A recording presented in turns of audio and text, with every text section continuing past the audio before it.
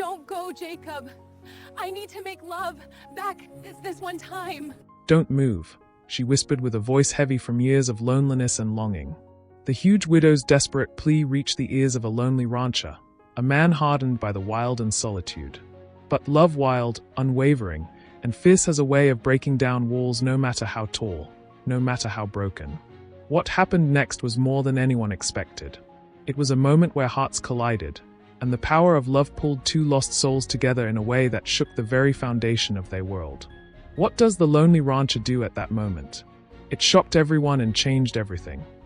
Before we dive into what happened next, smash that like button and leave a comment below telling me what you think actually happened in that rain-soaked moment. Don't forget to subscribe for more stories that reveal the surprises hiding in plain sight. Margaret Hayes had perfected the art of invisibility, which was ironic for a woman who stood 6 feet 2 inches tall and carried 300 pounds on her frame like a secret she couldn't hide. At 32 years old, she'd learned to shop for groceries at dawn when the aisles were empty, to slip into the back pew at church after the singing started, to time her errands for the precise moments when Piedmont's main street lay quiet and judgment-free. She moved through the world like a woman apologizing for taking up space, her shoulders perpetually hunched, her voice barely above a whisper, her entire existence an exercise in making herself smaller. It hadn't always been this way. 3 years ago, Margaret Maggie, as Robert used to call her, had been different. She'd laughed loud enough to fill a room, worn bright colors that celebrated rather than concealed, walked with her head high and her hand firmly clasped in her husband's. Robert Hayes had loved her with the kind of fierce, uncomplicated devotion that made other women envious and other men confused. He'd loved her curves, her height, her presence. He'd made her feel like the most beautiful woman in Wyoming every single day for 7 years of marriage. Then his heart had stopped at 35, and so had hers. Or at least the parts that mattered. The town had been sympathetic at first, bringing casseroles and condolences, attending the funeral in their Sunday best. But sympathy has a shelf life, especially in small towns where entertainment is scarce and gossip is currency. Within 6 months, Maggie had gone from that poor young widow to Maggie the Giant, whispered about in grocery store lines and beauty salons. People wondered how she was managing. They speculated about life insurance. They always noticed when she bought ice cream or comfort food, their eyes saying what their mouths were too polite to speak. No wonder she's that size. What they didn't see were the nights she lay awake in the bed she'd shared with Robert, her body aching not from its weight but from its emptiness.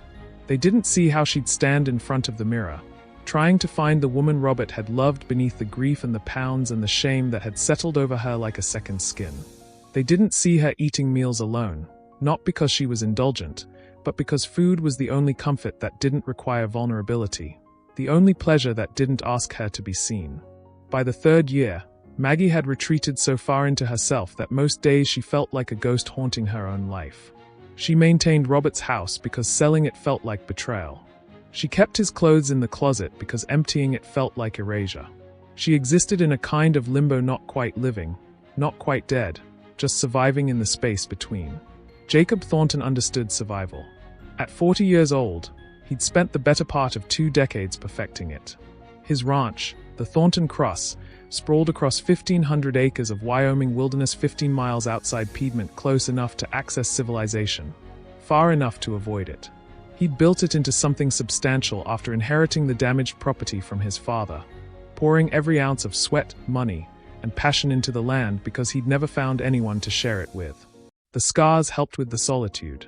A fire when he was 19 had taken half the property, his mother's life, and the left side of his face.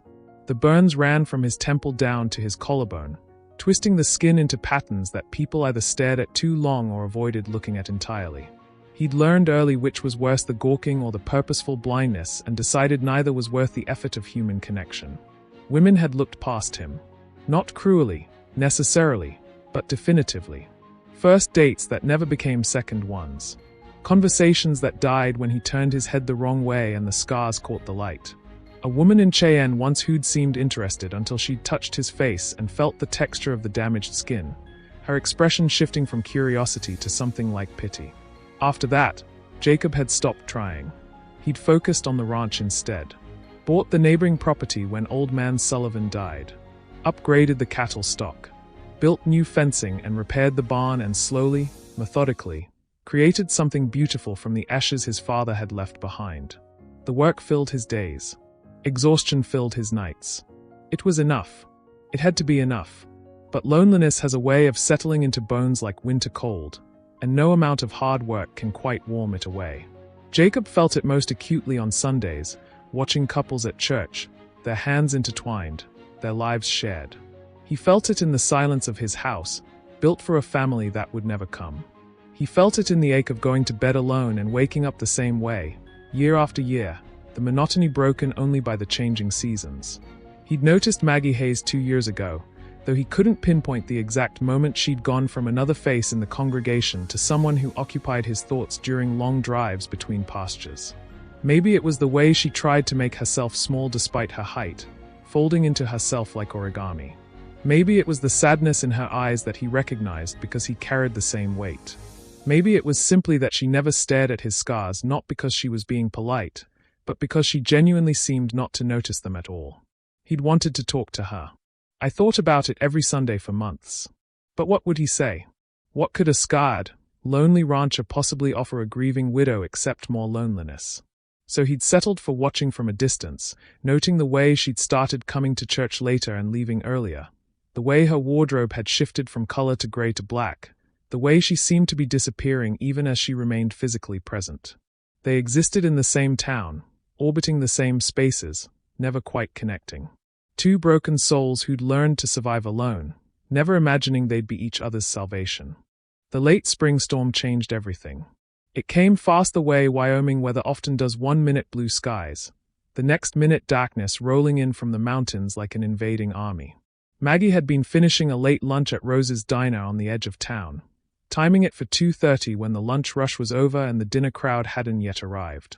She'd ordered the chicken fried steak because it reminded her of Robert, then felt guilty about the reminder, then felt guilty about the guilt. The emotional arithmetic of grief was exhausting. Jacob had stopped in for coffee and directions. He'd been meeting with a cattle supplier in Sheridan and was cutting through Piedmont on his way home. The diner was nearly empty, just Maggie in her back corner booth, an elderly couple by the window, and Rosie herself wiping down the counter. He'd taken a seat at the bar, ordered his coffee, and was checking the weather on his phone when the first drops hit. Within 10 minutes, those drops had become a deluge. Within 20, the streets were flooding. The couple by the window called for their check and made a run for it. Rosie turned on the radio, and the emergency broadcast crackled through.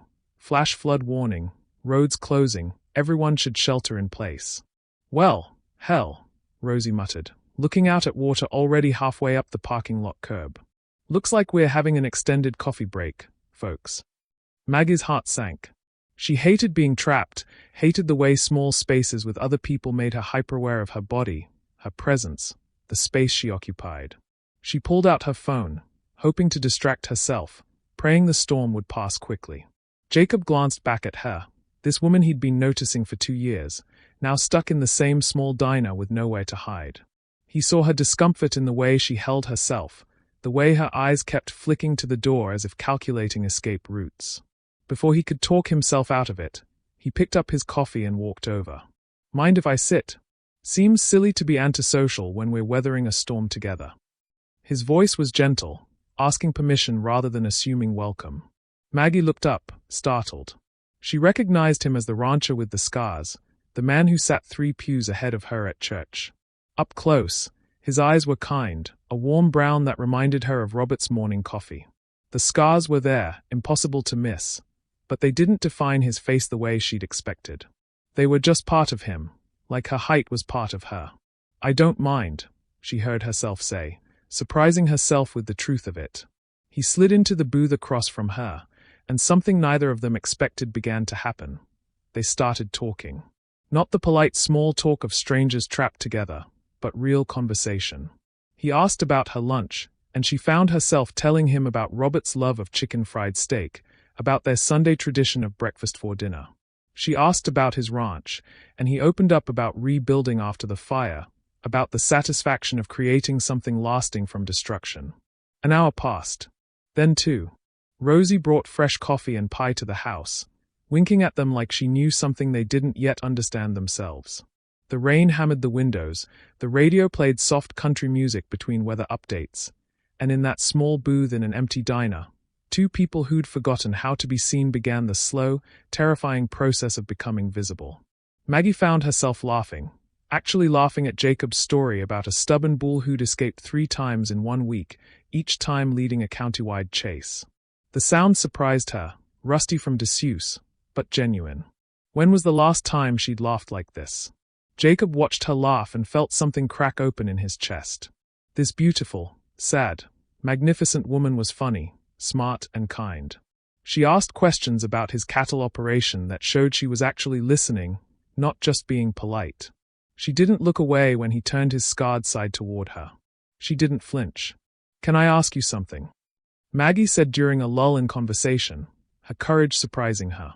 "Anything. Why did you come over here? You could have sat alone, waiting out the storm." Jacob was quiet for a moment, turning his coffee cup in circles on the table. "Honestly, because I've been wanting to talk to you for 2 years, and this seemed like maybe the universe was giving me permission." He looked up, meeting her eyes. "And because you look like I feel most days like you're trying to take up as little space as possible in a world that's already decided you're taking up too much." The words hit Maggie like a physical blow, not because they were cruel but because they were true. Tears sprang to her eyes before she could stop them. "How did you?" "Because I do the same thing," he said softly. "Different reasons, same result. We hide. We apologize for existing. We convince ourselves that being invisible is safer than being seen." "Is it?" Maggie whispered. "Safer, I mean." "Safer, yes. Better." Jacob shook his head. "I don't think so. I think maybe we're just slowly disappearing, and calling it safety." They sat with that truth between them as the storm raged outside. Maggie felt something shifting inside her, some tectonic plate of emotion that had been locked in place since Robert died. This man, this scarred, lonely rancher saw her. Not Maggie the giant, not the widow people pitied or gossiped about, but her. The woman beneath the grief and the weight and the shame. "Tell me something true," she said suddenly. "Something you haven't told anyone else." Jacob studied her, understanding this was trust being offered and demanded in equal measure. "I'm 40 years old, and I've never been in love. I've wanted to be. I tried to be. But nobody ever looked at me long enough to see the past." He gestured vaguely at his face. "This. And after a while, I convinced myself I was okay with it. That the ranch was enough, that solitude was noble." He paused. "But it's a lie. I'm so damn lonely sometimes I can't breathe." Maggie reached across the table, her hand covering his before she could second-guess the gesture. His skin was warm, calloused from work, solid. "Real. Me too," she said. "I loved my husband so much, and when he died, I thought that was it. My one chance at being loved like that. Being seen like that. I thought I was done." Her voice broke. "But God, Jacob, I'm so tired of being invisible. I'm tired of apologizing. I'm tired of feeling like I died with Robert and nobody noticed because I'm still walking around."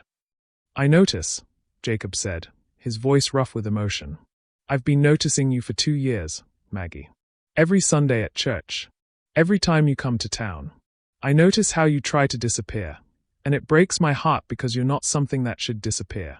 You're—" He struggled for words. "You're magnificent, and the world is just too small to hold you properly." The moment stretched between them, fragile and enormous. Outside, the rain began to ease.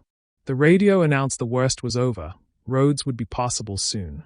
Their time was running out. Maggie felt something building in her chest, part panic, part desperation, part wild hope. This man had seen her. Really seen her. And she couldn't let this moment end without making him understand what that meant, what she needed. When the waters finally receded enough for safe passage, they walked out to the parking lot together. The air was clean, washed fresh, the sky already showing patches of blue. Jacob's truck was on one side of the lot, Maggie's car on the other. This was goodbye. They both knew it. And they both knew that goodbye meant returning to their separate loneliness, to the safe invisibility they'd perfected. Maggie stopped walking. Her heart hammered in her chest so hard she was sure Jacob could hear it.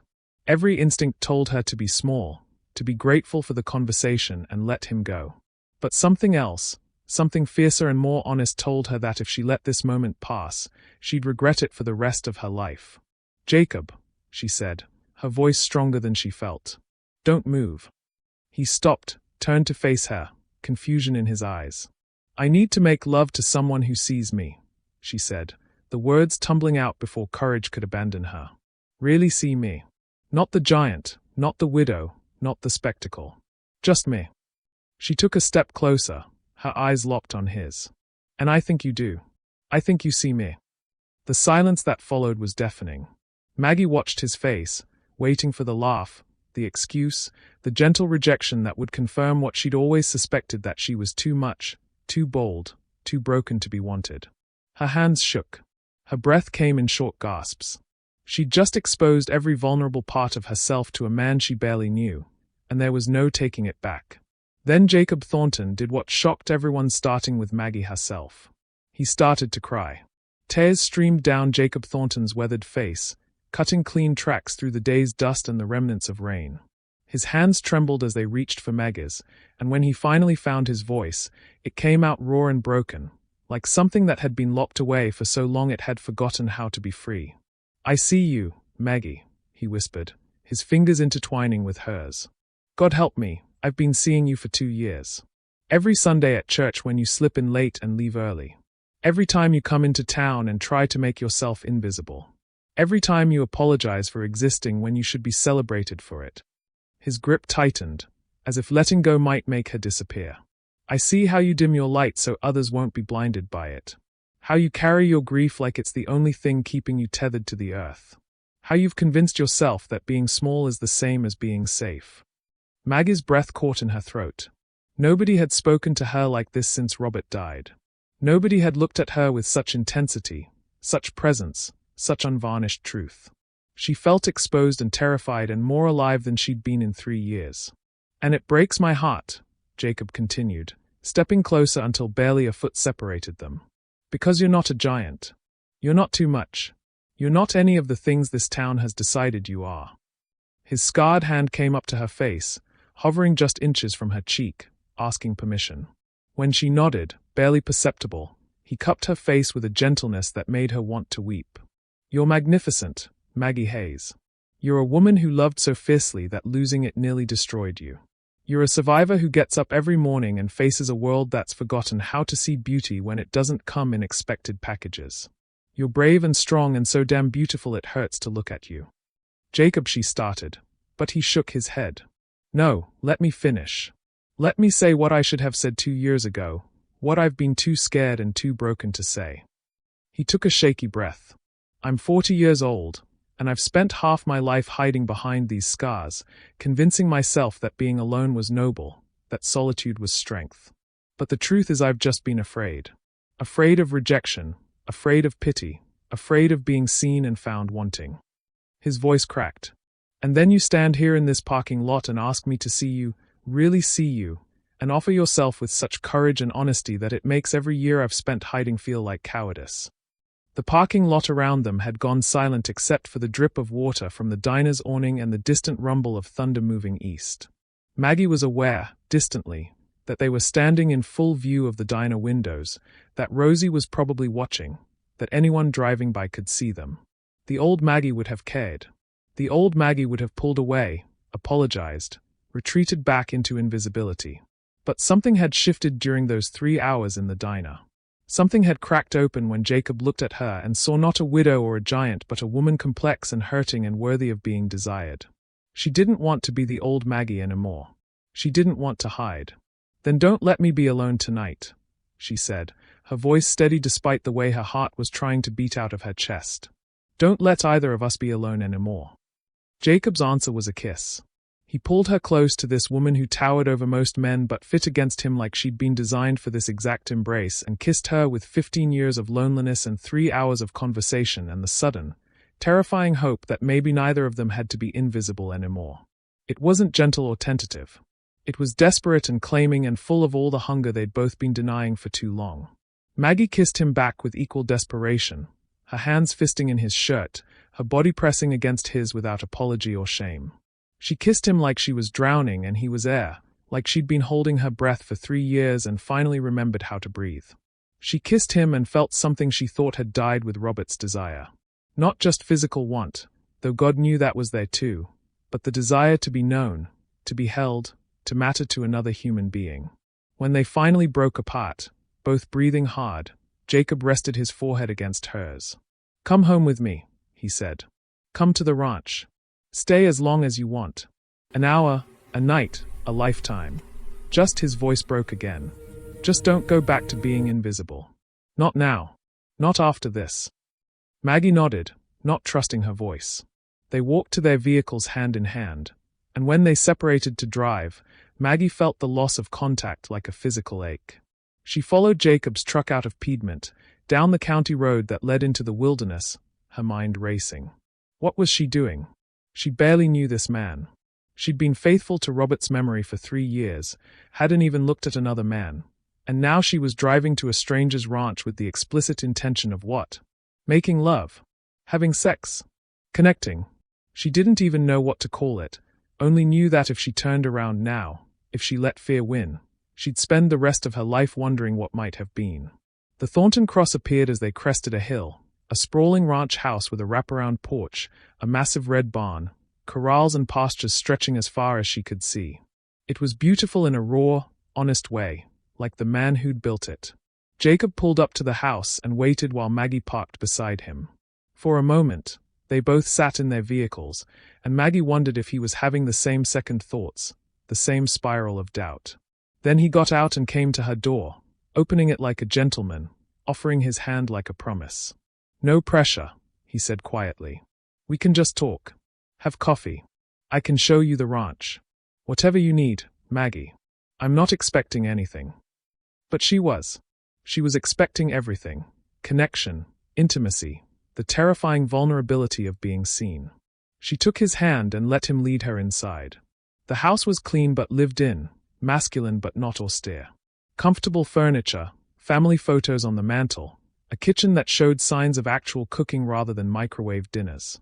It was a home, not just a house, and that somehow made everything more real. "I should shower," Jacob said, suddenly self-conscious.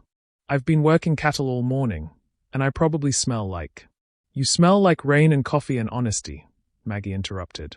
"Don't disappear on me now, Jacob. Not when we've finally found each other." He looked at her, then really looked at her, and something shifted in his expression. The nervousness faded, replaced by certainty. "Upstairs," he said. "My room. If you're sure." "I'm sure." They climbed the stairs together, and with each step, Maggie felt like she was shedding layers, not just clothes, though that would come, but layers of protection, of grief, of the armor she'd built to survive. By the time they reached his bedroom, she was trembling not with fear but with anticipation. Jacob's room was simply a large bed with a handmade quilt, windows that overlooked the pastures, and more family photos. He turned to her, his hands gentle on her shoulders. "Tell me what you need," he said. "Tell me how to see you the way you want to be seen." Maggie's eyes filled with tears. When was the last time someone had asked her what she needed? When had anyone cared about her wants, her desires, her experience? "I need," she started, then stopped, struggling with words. "I need to feel beautiful again. I need to feel like my body is something to be celebrated, not apologized for. I need," her voice broke. "I need to stop feeling like I died with Robert and nobody noticed because I'm still breathing." "Then let me show you," Jacob said. "Let me show you what I see when I look at you." What happened next was tender and fierce, vulnerable and powerful. Jacob undressed her slowly, reverently, his scarred hands tracing every curve like he was memorizing scripture. He kissed the places she'd learned to hide: her soft stomach, her thick thighs, her rounded shoulders. He worshipped her body not despite its size but because of it, because every inch of her was Maggie, and Maggie was becoming precious to him with every breath. And Maggie, for her part, undressed him with equal care, her fingers gentle on his scars, her lips following the path of damaged skin like she could heal it with her touch. She showed him that his scars didn't diminish his worth, that beauty came in unexpected packages, that being truly seen was the most erotic thing in the world. They made love like people who'd been starving and had finally found sustenance. Slowly at first, learning each other's bodies, discovering what made the other gasp or moan or arch into touch. Then faster, more desperate, chasing pleasure and connection and the affirmation that they were alive, they mattered, they were worthy of being desired. When it was over, they lay tangled together in sheets that smelled like sex and rain and new beginnings. Maggie's head rested on Jacob's chest, his heartbeat steady beneath her ear.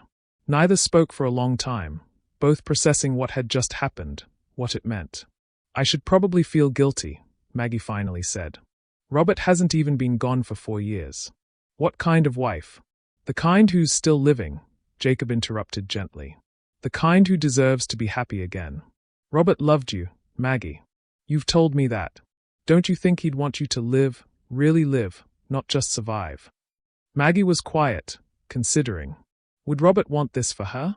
She thought about the man who'd loved her so fiercely, who'd always wanted her happiness above all else. "Yes," she whispered. "He would. But the town. The town doesn't get a vote," Jacob said firmly. "Not about this.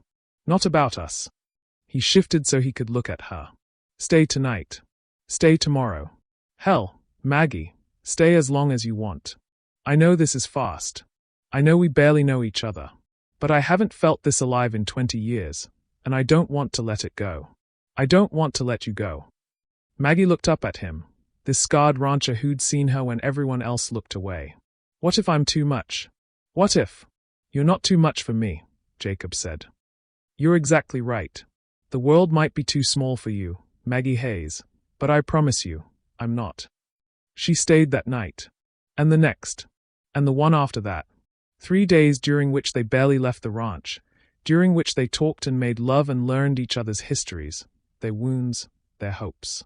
3 days during which Maggie felt herself coming back to life, like a plant that had been dying from lack of sunlight finally getting what it needed to bloom. Jacob showed her the ranch, the cattle he'd raised from calves, the fence line he'd rebuilt after the fire, the spot where his mother was buried. Maggie told him about Robert, not to compare or hold the past as a barrier, but to help Jacob understand who she'd been before grief had changed her shape. They cooked meals together, Jacob teaching her his mother's recipes, Maggie introducing him to Robert's favorite dishes. It was a blending of past and present, a way of honoring what came before while building something new. Jenny seated them by the window, maximum visibility, and Maggie felt the weight of every stare like a physical pressure. Her old instincts screamed at her to leave, to apologize, to make herself smaller. But Jacob squeezed her hand across the table, and she remembered, she wasn't alone. She was seen, and she was done hiding. "Let them look," Jacob said quietly. "Let them see that beauty comes in all packages, that love doesn't follow a schedule, that two broken people can build something whole together." Maggie lifted her chin, looked around the restaurant, and smiled. "Let them look," she agreed. They ordered steaks and wine, talked and laughed like they were the only two people in the room. And slowly, gradually, the restaurant returned to its normal noise level, the novelty wearing off, life continuing. By the time dessert arrived, Maggie had almost forgotten about the audience. Then Patricia Hayes walked in. Patricia Hayes stood in the doorway of the steakhouse like a general surveying a battlefield, her silver hair pulled back in a severe bun, her navy dress pressed and proper, her expression carved from granite.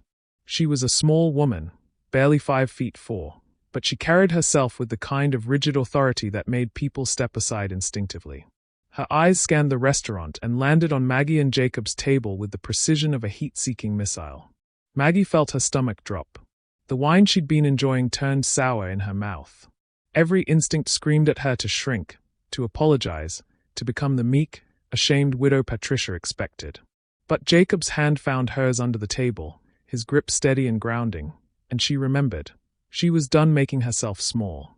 Patricia crossed the restaurant with deliberate steps, her heels clicking on the hardwood floor like a countdown.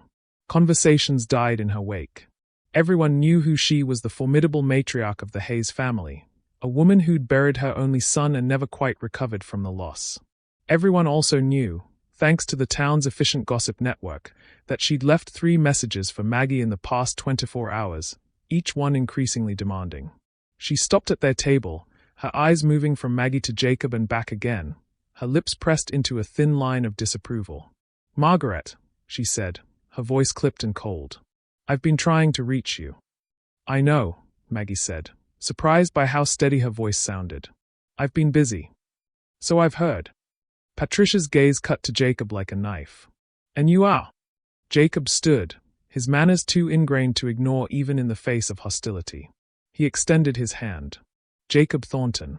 I own the Thornton Cross Ranch outside town. Patricia looked at his outstretched hand like it was contaminated, her eyes lingering on the scars that ran down the left side of his face. She didn't take it. The ranch where my daughter-in-law spent 3 days immediately after being seen with you at the diner. Yes, I've heard all about you, Mr. Thornton. Jacob lowered his hand, his jaw tightening slightly, but his voice remained polite. Then you know I'm someone who cares about Maggie's happiness. Happiness? Patricia said the word like it tasted bitter. Is that what you call it? Parading around town, flaunting this relationship before my son has been dead for 4 years. Before his memory has had time to settle. Maggie felt heat rising in her chest, part anger, part shame, part the familiar guilt that Patricia wielded like a weapon. But before she could respond, Jacob spoke. With respect, Mrs. Hayes, your son's memory lives in Maggie's heart, not in her loneliness. I'm sure Robert loved her enough to want her to keep living, not to spend the rest of her life as a shrine to his absence. The restaurant had gone completely silent now. Every patron was watching this confrontation like it was dinner theater, forks suspended halfway to mouths, conversations abandoned. Maggie felt exposed, trapped between her past and her present, between guilt and the right to her own happiness. Patricia's eyes narrowed. You presume to know what my son would have wanted. You, a stranger who's known Margaret for what, a week? I knew my son for 35 years. I raised him, loved him, buried him. And I can tell you with absolute certainty that he would be horrified to see his widow behaving like she paused, her eyes raking over Maggie with disdain, like this. The implication hung in the air, ugly and unmistakable. Like a woman of Maggie's size, of Maggie's age, had no business finding love again, had no business being desired, had no business being anything but grateful she'd found one man willing to marry her and should honor that gift with perpetual mourning. Maggie felt something snap inside her. All the years of biting her tongue, of accepting Patricia's subtle digs and not-so-subtle judgments, of trying to be small enough, good enough, worthy enough for the Hayes family, it all crystallized into a single, clarifying moment of rage. She stood, her full height towering over her mother-in-law, and when she spoke, her voice carried across the silent restaurant. You're right, Patricia. You knew Robert for 35 years. But I was married to him for 7. I slept beside him every night. I knew his dreams, his fears, his heart. And I know that Robert loved me enough to want me to be happy, even after he was gone. Patricia opened her mouth to respond, but Maggie wasn't finished. Robert never made me feel like I was too much. He never made me apologize for my size, for my laugh, for taking up space in the world. He celebrated me, every single day, and made me feel like I was enough exactly as I was. Tears were streaming down Maggie's face now, but her voice didn't waver. And when he died, I let myself believe that was it. That I'd had my chance at love and happiness, and asking for more was greedy. I let this town turn me into a ghost. I let you make me feel guilty for surviving when your son didn't. How dare you, Patricia started, her face flushing red. No, Maggie cut her off. How dare you? How dare you use Robert's memory as a weapon against me? How dare you decide that because I'm grieving, I have to be miserable forever? How dare you walk into this restaurant and try to shame me for finding someone who sees me the way Robert did as worthy of love, of desire, of happiness? She took a shaky breath, aware that every eye in the steakhouse was on her, that this moment would be dissected and discussed for weeks, maybe months. But she was beyond caring. I loved your son with everything I had. I would have traded places with him in a heartbeat. But I can't bring him back, and I can't spend the rest of my life dying slowly just to prove to you that I loved him enough. Robert wouldn't want that. And I don't want it either. Patricia's face had gone from red to white, her hands trembling with fury. If that's how you feel, Margaret, then perhaps we need to discuss the life insurance money Robert left you. Money. From my family, from policies we helped him purchase. Money that was meant to take care of his widow, not finance her new lifestyle with some scarred rancher. The threat landed like a physical blow. The life insurance $200,000 that had kept Maggie afloat for 3 years, that had paid off the mortgage on the house, that sat in a savings account as her only financial security. Patricia couldn't actually take it away. The money was legally Maggie's. But she could make Maggie's life hell trying. She could tie things up in legal challenges, could make claims about Maggie's fitness as a beneficiary, could drag the whole ugly situation through the courts. Maggie felt the blood drain from her face. Jacob stood immediately, his body angling protectively between Maggie and Patricia. "That's enough," he said, his voice low and dangerous. "You've said your piece, Mrs. Hayes. Now it's time for you to leave." "I'll leave when I'm ready," Patricia snapped. "And I'll thank you for staying out of family matters, Mr. Thornton. This is between me and my daughter-in-law." "No," Maggie said, finding her voice again. "It's not. I'm not your daughter-in-law anymore, Patricia. I haven't been since the day you stopped calling after Robert's funeral. Since the day you made it clear that without your son, I was nothing to you." She met Patricia's eyes steadily. "You want to challenge life insurance? Go ahead. Hire lawyers. Drag me through the courts. But you won't win, because Robert left that money to me, knowing I'd need it, trusting I'd use it wisely. And more importantly, you won't break me. Not anymore." Patricia stared at her for a long moment, something flickering in her eyes, surprise, maybe, or reluctant respect. Then she straightened her shoulders and lifted her chin. "We'll see about that, Margaret. We'll see." She turned on her heel and walked out of the steakhouse, the door swinging shut behind her with a definitive click. The silence that followed was deafening. Then, from a corner booth, someone started clapping. Slowly at first, then joined by another person, then another, until half the restaurant was applauding. Not everyone's faces showed shock or disapproval, but enough that Maggie felt tears spring to her eyes again, this time from something other than anger. Jacob pulled her into his arms, holding her as she shook with the aftermath of adrenaline and emotion. "You were magnificent," he whispered into her hair. "So damn brave." Maggie buried her face in his chest, breathing in his scent soap and leather and safety. "She's going to make trouble," she said. She meant it about the insurance money. "Let her try," Jacob said firmly. "You have rights, Maggie. Legal rights. And if she wants a fight, she'll get one. But she won't get you. Not anymore." They left the steakhouse shortly after, their dinner unfinished but their statement made. As they walked to Jacob's truck, Maggie felt lighter despite the confrontation, despite the threat hanging over her head. She'd stood up to Patricia Hayes. She'd claimed her right to happiness in front of the entire town. She'd stopped apologizing for existing. The drive back to the ranch was quiet, both of them processing what had happened. When they arrived, Jacob built a fire in the living room fireplace, and they sat together on the couch, Maggie tucked against his side, watching the flames dance. "Tell me about Robert," Jacob said after a while. "Really tell me. Not the edited version you gave the town or Patricia. Tell me who he was to you." Maggie was quiet for a moment, gathering her thoughts. "He was my best friend," she said finally. "We met at a church barbecue when I was 23. I was new to Piedmont, just moved here for a teaching job, and I didn't know anyone. Robert was helping set up tables, and I was trying to carry too many chairs at once because I didn't want to make multiple trips, and didn't want people to think I was lazy or weak." She smiled at the memory. "I dropped half of them, made this huge clatter, and everyone turned to stare. I wanted to die from embarrassment." "What did Robert do?" Jacob asked gently. He laughed. Not at me, but with genuine amusement. Then he came over, helped me pick up the chairs, and said, "I like a woman who takes on more than she can carry. Shows optimism." Maggie's voice grew thick with emotion. "We talked for 3 hours at that barbecue. He asked me out the next day. We were engaged 6 months later, and married a year after that." "He sounds like a good man," Jacob said. "He was. He really was." Maggie turned to look at Jacob. "But he's gone. And I'm still here. And I spent 3 years thinking that being here without him was a betrayal of what we had. That moving forward meant leaving him behind." "And now?" Jacob asked. "Now I think maybe the best way to honor what we had is to keep living the way he taught me to live fully, without apology, taking up the space I deserve." She reached up and touched Jacob's scarred face. "He would have liked you, I think. He would have seen past the scars to the man underneath. The way you see past my size to the woman underneath." Jacob turned his head and kissed her palm. I don't see past your size, Maggie. I see it. I see all of you. And all of you are beautiful. They made love again that night, but it was different from the first time. Less desperate, more certain.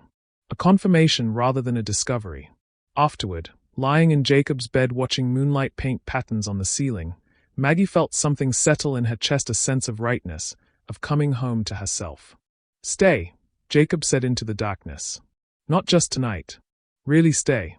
Move in. Bring your things. Make this place ours instead of just mine. Maggie's breath caught. Jacob, it's too fast. We barely know each other. What if? What if we're happier together than we've ever been apart? Jacob interrupted. What if fast doesn't mean wrong? What if the universe brought us together in that diner because we'd both spent enough time being lonely? Patricia will use it against me, Maggie said. If I move in with you, she'll say I'm unstable, that I didn't really love Robert, that I'm not fit to have his life insurance money. Then we fight her, Jacob said. Together. But Maggie, don't let fear of what she might do stop you from living. Don't give her that power. Maggie was quiet, considering. The house in town was just a building, a museum to a life that was over. The ranch felt more like home after 3 days than that house had felt in 3 years. And Jacob saw her. I really saw her. Wasn't that worth fighting for? Okay, she said finally. Not right away. But soon. Let me handle some things in town first. Get my affairs in order. Then yes. I'll move in. Jacob pulled her closer, and they fell asleep tangled together. Two people who'd spent too long being invisible finally daring to be seen. The next morning, Maggie drove back to town with a plan. She needed to be strategic about this. Patricia wasn't bluffing about the legal challenge. Maggie knew her mother-in-law well enough to understand. But there were things she could do to protect herself, to make sure she had legal standing when Patricia inevitably followed through on her threat. Her first stop was the law office of Thomas Whitmore, an attorney she'd met a few times through Robert.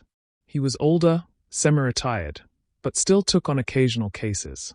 When she explained the situation, his expression grew serious. Patricia can't actually take the insurance money, he said. It was paid directly to you as the named beneficiary. It's legally yours. But she can make your life difficult. She could claim undue influence, could argue that Robert was coerced into making you the beneficiary, could tie things up in probate court for years. Can she win? Maggie asked. No, Thomas said firmly. But she can drain your resources fighting her. Legal battles are expensive and exhausting. The question is, are you prepared for that? Maggie thought about Jacob, about the life they were building, about the woman she was becoming. Yes, she said. I'm prepared. Thomas nodded approvingly. Good. Then let's make sure all your paperwork is in order. Beneficiary documents, Robert's will, everything. We'll build an airtight case so that when Patricia comes at you, and she will, we're ready.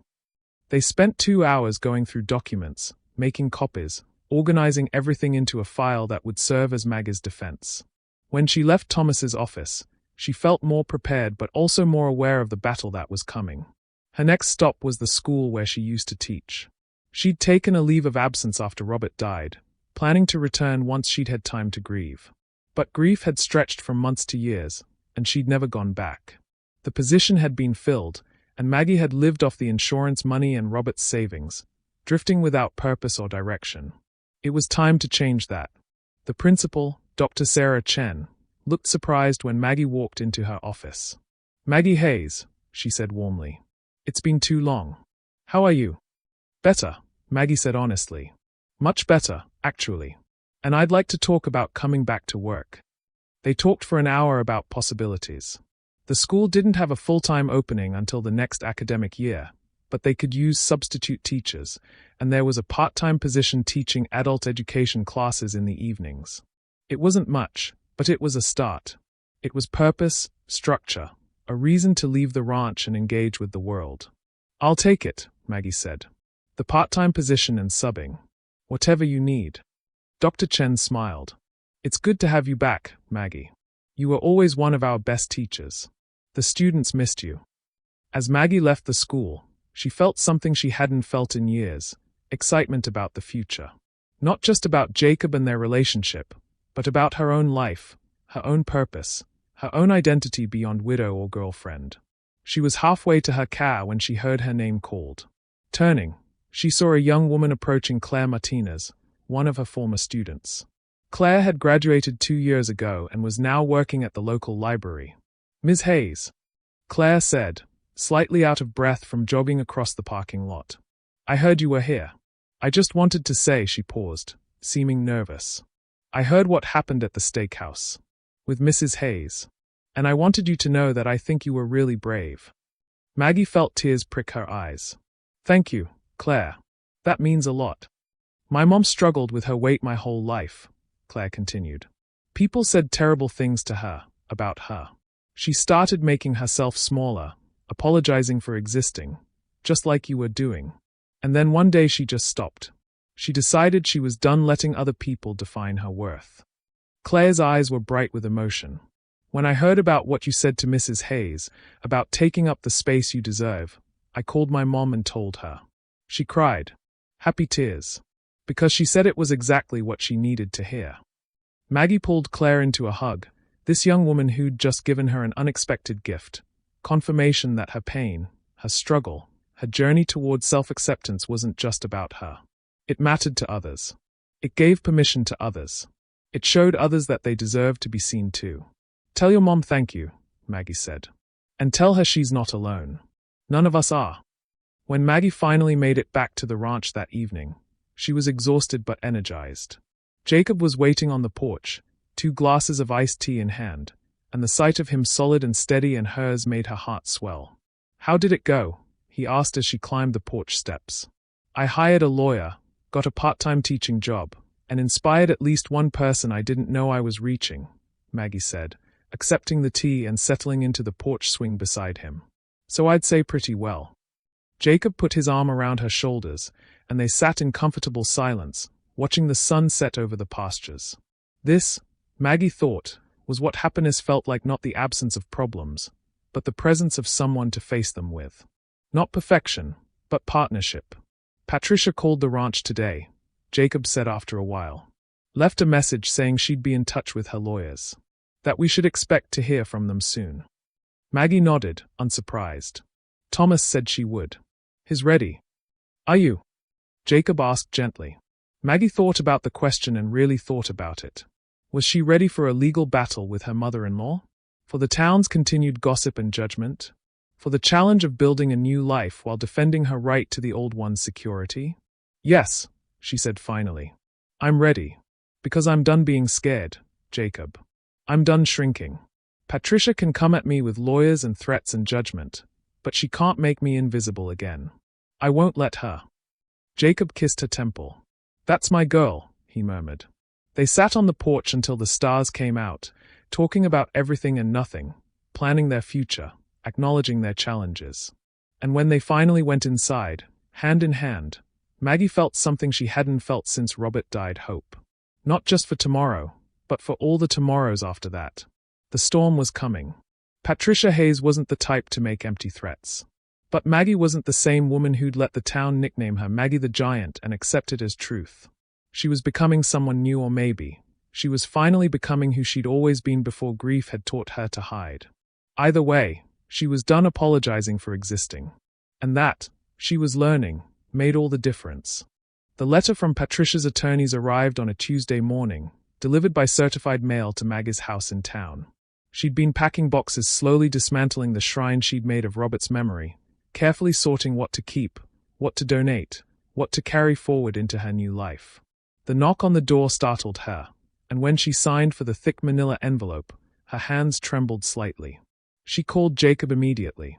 "It's here," she said simply. "I'll be there in 20 minutes, he replied, and she heard his truck start in the background before he'd even hung up. True to his word, Jacob pulled into her driveway 19 minutes later, his expression grim but determined. They sat at Maggie's kitchen table, the same table where she and Robert had eaten breakfast for 7 years, and opened the envelope together. The legal language was dense and intimidating, full of whereas and aforementioned and parties of the first part. But the message was clear. Patricia Hayes was challenging Maggie's fitness as beneficiary of Robert's life insurance policy on the grounds of moral turpitude and behavior inconsistent with the grieving widow status that warranted the beneficiary designation. She was claiming that Maggie's hasty and inappropriate relationship with Jacob Thornton demonstrated that she had never truly loved Robert and therefore didn't deserve the financial benefit of his death. It was absurd. It was cruel. And it was, Thomas Whitmore confirmed when Maggie called him immediately, completely baseless from a legal standpoint. She doesn't have a case, Thomas said firmly over the phone. The insurance policy was clear. You were the named beneficiary. Your relationship status after Robert's death is completely irrelevant to your legal right to those funds. But he paused, and Maggie heard the warning in his tone. She can make this expensive and public. That's what she's counting on. She wants you to settle, to give her something just to make her go away. I won't, Maggie said, her voice steady despite the fear churning in her stomach. I won't give her a penny. Good, Thomas said. Then we fight. I'll file our response, and we'll see her in court. After hanging up, Maggie sat in silence, staring at the legal documents spread across her kitchen table. Jacob's hand covered hers, warm and solid and grounding. This is about more than money, she said quietly. Patricia wants to punish me. For moving on, for being happy, for not spending the rest of my life proving I loved her son enough. I know, Jacob said. But Maggie, you don't have to prove anything to her. Robert knew you loved him. You know you loved him. That's what matters. Is it? Maggie looked up at him, her eyes swimming with tears. Because half this town thinks I'm disrespecting his memory. They think I should still be wearing black, crying into my pillow, living like a nun. And now Patricia's going to drag all of that into court, make it public, make me defend not just my right to the insurance money but my right to be happy again. Jacob pulled her into his arms, and she let herself break down not from weakness, but from the sheer weight of everything she was carrying. The grief that never fully went away. The guilt that lurked in quiet moments. The anger at a world that judged widows by different standards than widowers. The exhaustion of fighting for her right to exist fully in the world. Let it out, Jacob murmured, stroking her hair. Let it all out. Then we'll stand back up and fight. They stayed like that for a long time, Maggie crying into Jacob's chest while he held her steady. When she finally pulled back, her eyes were red but clearer, her resolve strengthened by the release. I'm going to win this, she said. Not just the legal case, but the bigger fight. I'm going to show this town that grief doesn't have a timeline, that love doesn't have size requirements or age limits, that widows are allowed to want more than just memories. Damn right you are, Jacob said. And I'll be right beside you the whole way. The news of the lawsuit spread through Piedmont like wildfire. Small towns don't keep secrets well, and legal proceedings are public record. Within days, everyone knew that Patricia Hayes was suing her daughter-in-law, that the life insurance money was being contested, that Maggie's relationship with Jacob was being called into question. The reactions were mixed. Some people sided with Patricia, mostly the older generation, who believed widows should observe proper mourning periods and that Maggie's behavior was scandalous. But others, particularly younger people and those who'd experienced loss themselves, rallied around Maggie. They left supportive comments on her rarely used Facebook page. They stopped her in the grocery store to offer encouragement. They reminded her that she deserved happiness. The most unexpected support came from Clara Thornton, Jacob's 72-year-old aunt who lived in Sheridan. She showed up at the ranch 3 days after the lawsuit was filed, driving her ancient pickup truck and carrying a casserole dish and a file folder full of documents. I heard about the trouble, Clara said without preamble, marching into Jacob's kitchen like she owned it.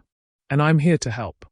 Maggie, who'd been staying at the ranch more nights than not since the lawsuit began, looked uncertainly at Jacob. He smiled and shook his head. Aunt Clara doesn't ask permission. She just does. You're the woman who's got my nephew smiling for the first time in 20 years, Clara said, turning her sharp blue eyes on Maggie. That makes you family.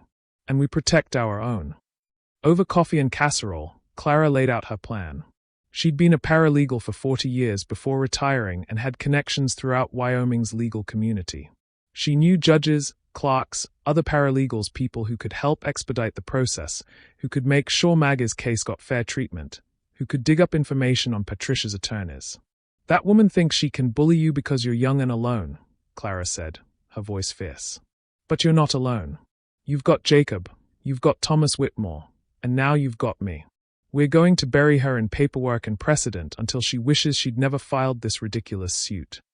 Maggie felt tears spring to her eyes again, but this time from gratitude rather than grief. Why are you doing this? You don't even know me. Clara reached across the table and patted Maggie's hand. I know enough. I know you make my nephew happy. I know you're fighting for your right to live your life on your own terms. And I know what it's like to be judged for not fitting into the box society thinks you should occupy. She smiled, and Maggie saw a hint of mischief in her eyes. I was divorced 3 times, dear. In the 1970s and 80s, when nice women stayed married no matter what. I know all about being called improper and inappropriate and morally questionable. And I survived just fine. That evening, the 3 of them, Maggie, Jacob, and Clara, spread out all the legal documents and began building Maggie's defense in earnest. Clara made lists and timelines, documenting every interaction Maggie had had with Patricia since Robert's death, showing a pattern of emotional distance and judgment that predated Jacob's appearance in Maggie's life. Thomas Whitmore provided case law showing that beneficiary designations couldn't be challenged based on the recipient's personal life choices after the policyholder's death. Jacob offered moral support and an endless supply of coffee. By midnight, they had the bones of a solid defense. More than that, they had a counter-narrative not just responding to Patricia's accusations, but telling Maggie's story in her own words. The story of a woman who'd loved deeply, lost profoundly, and was finding her way back to life with courage and authenticity. We should get affidavits, Clara suggested, making notes. People who knew you and Robert, who can testify to the strength of your marriage. People who've seen you with Jacob, who can speak to the genuine nature of your relationship. Build a picture of who you really are, not who Patricia is trying to paint you as. Who would do that? Maggie asked doubtfully. Most people in this town barely know me. And the ones who do probably think I'm moving too fast. You might be surprised, Clara said. People are more supportive than you think. They just need permission to speak up. She was right. Over the next week, as word spread that Maggie was fighting back and needed character witnesses, people began coming forward. Dr. Sarah Chen from the school wrote a glowing letter about Maggie's dedication as a teacher and her observable grief after Robert's death. Claire Martinez and her mother both submitted statements about how Maggie's courage had inspired them. Rosie from the diner provided an affidavit about the day of the storm, describing 2 lonely people finding connection in the most natural, human way possible. Even some of Robert's old friends came forward, men who'd gone to high school with him, who'd stood up at his wedding, who'd helped carry his coffin. They wrote about how Robert had loved Maggie completely, how he'd often told them she was the best thing that ever happened to him, how he'd have wanted her to be happy even after he was gone. Robert used to say that loving Maggie made him better. One of his friends, Michael Chen, wrote in his statement. He said she taught him to see beauty in unconventional places, to question society's narrow definitions of worth. If he were here, he'd be ashamed of his mother for trying to cage Maggie's heart. He'd want her to fly. Maggie cried when she read that, grieving anew for the man who'd seen her so clearly, grateful that his friends remembered and honored that vision. But not everyone was supportive. There were anonymous letters left at the ranch, at Maggie's house, at Jacob's post office box. Hateful things, calling Maggie names, telling her she was a disgrace, warning her that women like her didn't deserve happiness. Someone spray-painted whore on her garage door. Another person left a dead rat on Jacob's porch with a note that said, "This is what your relationship smells like." The cruelty shook Maggie, reminded her that visibility came with vulnerability, that being seen meant being exposed to judgment and hate. There were days she wanted to give up, to give Patricia some money just to make it all stop, to retreat back into the safety of invisibility. But Jacob wouldn't let her. And neither would the growing circle of support around her. "They are scared," Clara said when Maggie showed her the latest anonymous letter. "People who are comfortable in their narrow little worlds get scared when someone like you comes along and shows them there's another way to live. They lash out because your courage highlights their cowardice." "It doesn't feel like courage," Maggie admitted. "It feels like I'm constantly under attack." "That's what courage is," Clara said firmly. "It's not the absence of fear or pain. It's moving forward despite them. Every day you don't back down, you're being brave." Every day you choose happiness over hiding, you're winning. The preliminary hearing was scheduled for 6 weeks after the lawsuit was filed. Thomas Whitmore prepared Maggie meticulously, running her through likely questions, helping her craft responses that were honest but strategic.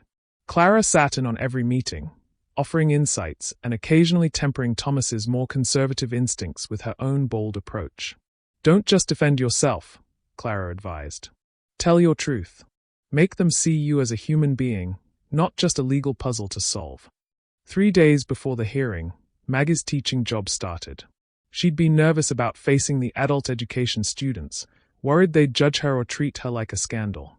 But the first night, as she stood in front of a classroom of 15 people ranging in age from 18 to 65, she felt something click into place. She was good at this. She'd always been good at this. Teaching wasn't just a job, it was a calling. And in helping others learn, she was reminded of her own worth beyond the lawsuit, beyond the gossip, beyond even her relationship with Jacob. After class, a woman in her 50s approached Maggie's desk. Her name was Donna, and she was working on her GED after dropping out of high school 30 years earlier to care for her sick mother. I just wanted to say thank you, Donna said quietly. Not just for the class, but for everything. I've been following your story in the paper, and it's given me courage. I spent 30 years thinking I was too old, too uneducated, too much of a failure to go back to school. But watching you fight for your right to be happy, to live fully, it made me think maybe I could fight for mine too. Maggie hugged this stranger who understood what so many others didn't, that personal battles, won publicly, give permission to others to fight their own private wars. That visibility, despite its costs, served a purpose larger than any individual.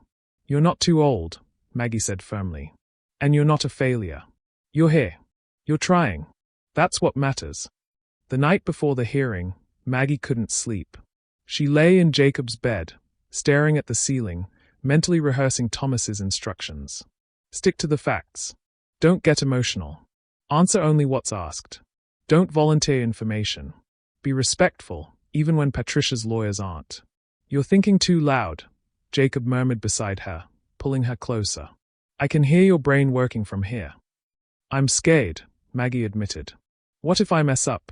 What if I say the wrong thing? What if the judge thinks Patricia's right, that I'm... Stop, Jacob interrupted gently. The judge isn't going to think that because it's not true. You loved Robert. You grieved him. And now you're living again. There's nothing wrong with any of that. But what if? Jacob silenced her with a kiss, then pulled back to look into her eyes. Maggie, no matter what happens tomorrow, I'm not going anywhere. If we lose, and we won't, but if we do, we'll figure it out. The insurance money doesn't define your worth. Patricia's opinion doesn't define your worth. The judge's ruling doesn't define your worth. He cupped her face in his scarred hands. You define your worth. And you're choosing to believe you're worthy of happiness. That's what matters. Maggie nodded, tears sliding down her temples into her hair. I love you, she said, the words slipping out before she could second-guess them. It was too soon. They'd known each other barely 2 months. It was crazy to feel this deeply this quickly. But Jacob just smiled. I love you too, he said simply, like it was the most natural thing in the world. I think I have since that day in the diner when you tried to make yourself small in that back booth, and I realized I wanted to spend the rest of my life showing you how big you really are. They made love slowly that night, a reaffirmation and a promise. Whatever tomorrow brought, they were facing it together. The Natrona County Courthouse was an imposing brick building in Casper, about an hour's drive from Piedmont. Maggie, Jacob, Thomas, and Clara made the drive together in Jacob's truck, the cab filled with nervous energy and last-minute strategy. They arrived 30 minutes early, but Patricia and her attorneys were already there, looking polished and prepared in the courthouse lobby. Patricia's eyes met Maggie's across the marble floor, and something passed between them, not quite hostility, but something harder and colder. Determination. Patricia believed she was right, that she was defending her son's memory, that Maggie was the villain in this story. And Maggie understood, suddenly, that this wasn't really about the money. It was about control. About Patricia's inability to accept that Robert's life and death had belonged to him and Maggie, not to his mother. The hearing was held in a smaller courtroom, Not the dramatic setting of television legal dramas, but a plain, functional space with fluorescent lights and worn wooden benches. Judge Martha Brennan presided, a woman in her 60s with steel-gray hair and an expression that gave away nothing. Patricia's attorney, a man named Richard Holbrook who looked like he was charged by the syllable, presented their case first. He painted Maggie as a woman who'd rushed into an inappropriate relationship, who'd dishonored Robert's memory, who'd proven through her actions that she'd never truly loved her husband and therefore didn't deserve to benefit financially from his death. It was all innuendo and implication, no hard facts, but it was delivered with the kind of polished certainty that made it sound convincing. Maggie felt her stomach twist as Holbrook described her relationship with Jacob as unseemly haste and suggested that her grief had been performative rather than genuine. Then it was Thomas's turn. He stood slowly, his age and experience evident in the deliberate way he moved, and began to dismantle Holbrook's arguments piece by piece. He cited case law showing that beneficiary designations were ironclad unless fraud or coercion could be proven, which hadn't even been alleged, let alone proven. He submitted the affidavits from Robert's friends, from people who'd witnessed Maggie's grief and her gradual healing. He presented the timeline showing that Maggie had grieved for 3 years before meeting Jacob, that there had been no unseemly haste by any reasonable standard. "Your Honor," Thomas said, his voice carrying quiet authority, "this case isn't really about life insurance. It's about a mother-in-law who can't accept that her daughter-in-law has the right to move forward with her life. Mrs. Margaret Hayes loved her husband deeply. His death devastated her. But she didn't die with him, and the law doesn't require her to live as if she did." Judge Brennan listened impassively, making notes, asking occasional clarifying questions. When both attorneys had finished their presentations, she looked directly at Maggie. "Mrs. Hayes, I'd like to hear from you directly. In your own words, tell me about your relationship with your late husband and your current relationship with Mr. Thornton." Maggie stood on shaky legs, aware that this was the moment that mattered. Not the legal arguments or the case law, but her truth, spoken plainly. She thought about Clara's advice, "Don't just defend yourself. Tell your truth." "Your Honor, I loved Robert Hayes with everything I had," Maggie began, her voice wavering slightly but gaining strength as she continued. "He was my best friend, my partner, my safe place in a world that often felt hostile. When he died, I thought my life was over. I thought the best parts of me died with him." She paused, gathering her thoughts. "For 3 years, I lived like a ghost. I stopped teaching, stopped laughing, stopped taking up space in the world. I made myself as small as possible because I thought that's what widows were supposed to do. I thought suffering was how I proved I'd loved him enough." Patricia made a small sound disagreement or recognition. Maggie couldn't tell, but Judge Brennan held up a hand for silence. "Then I met Jacob Thornton," Maggie continued, her eyes finding Jacob's in the courtroom. "And he really saw me in a way I hadn't seen since Robert died. He reminded me that I was still alive, still worthy of happiness, still allowed to want more than just memories." Her voice broke slightly. "Loving Jacob doesn't mean I loved Robert less. It means Robert loved me enough to make me believe I was worthy of love, and I'm honoring that gift by refusing to spend the rest of my life proving I'm appropriately miserable." She turned to face Patricia directly, her voice firm. "I understand you miss your son. I miss him too. Every single day. But Robert wouldn't want this. He wouldn't want you using his memory as a weapon against me. He wouldn't want me to stop living just to satisfy your idea of proper grief." The courtroom was silent. Judge Brennan studied Maggie for a long moment, then made a note and sat back in her chair. "I've heard enough," she said. "I'll issue my ruling within 7 business days. The court is adjourned." And just like that, it was over. The waiting began. The 7 days of waiting felt like 7 years. Maggie threw herself into teaching, preparing lessons with meticulous care, staying late to help students who were struggling, filling every moment so she wouldn't have time to spiral into anxiety about Judge Brennan's pending decision. Jacob worked the ranch from dawn to dusk, channeling his nervous energy into fence repairs and cattle rotations, projects that required physical exertion but little mental engagement. They came together in the evenings, exhausted and wound tight, seeking comfort in each other's presence. Some nights they talked through every moment of the hearing, dissecting Judge Brennan's expressions, trying to read meaning into her questions. Other nights they didn't mention it at all, pretending for a few hours that their future wasn't hanging in the balance of one woman's legal judgment. On the fourth day of waiting, Maggie received an unexpected visitor at the school. She was erasing the whiteboard after her adult education class when she heard footsteps behind her.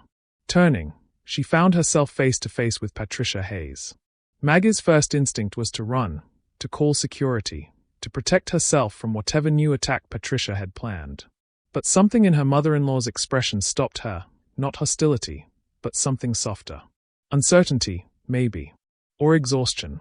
"Margaret," Patricia said quietly. "May we talk? Just the two of us." Maggie's hand tightened on the eraser she was holding. "If this is about the lawsuit." "It's not," Patricia interrupted. "Or rather, it is, but not in the way you think. Please. Just 5 minutes." Against her better judgment, Maggie nodded. She gestured to 2 student desks, and they sat facing each other like awkward teenagers, knees bumping the undersides of the desks, the fluorescent lights humming overhead. Patricia was quiet for a long moment, her hands folded in her lap, her eyes fixed on some point past Maggie's shoulder. When she finally spoke, her voice was softer than Maggie had ever heard it. "I watched you in that courtroom," Patricia said. "Watched you talk about Robert, about loving him, about how his death changed you. And I realized something I should have realized 3 years ago." She finally met Maggie's eyes. "You loved my son as much as I did. Maybe more, because you chose him. I just gave birth to him." Maggie felt tears spring to her eyes, but she stayed silent, afraid that speaking would break whatever spell had brought Patricia here. "I've been angry for so long," Patricia continued.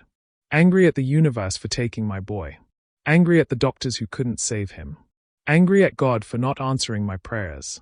And when I saw you moving on, being happy, I was angry at you too. Because how dare you be okay when I'm still broken?" Her voice cracked.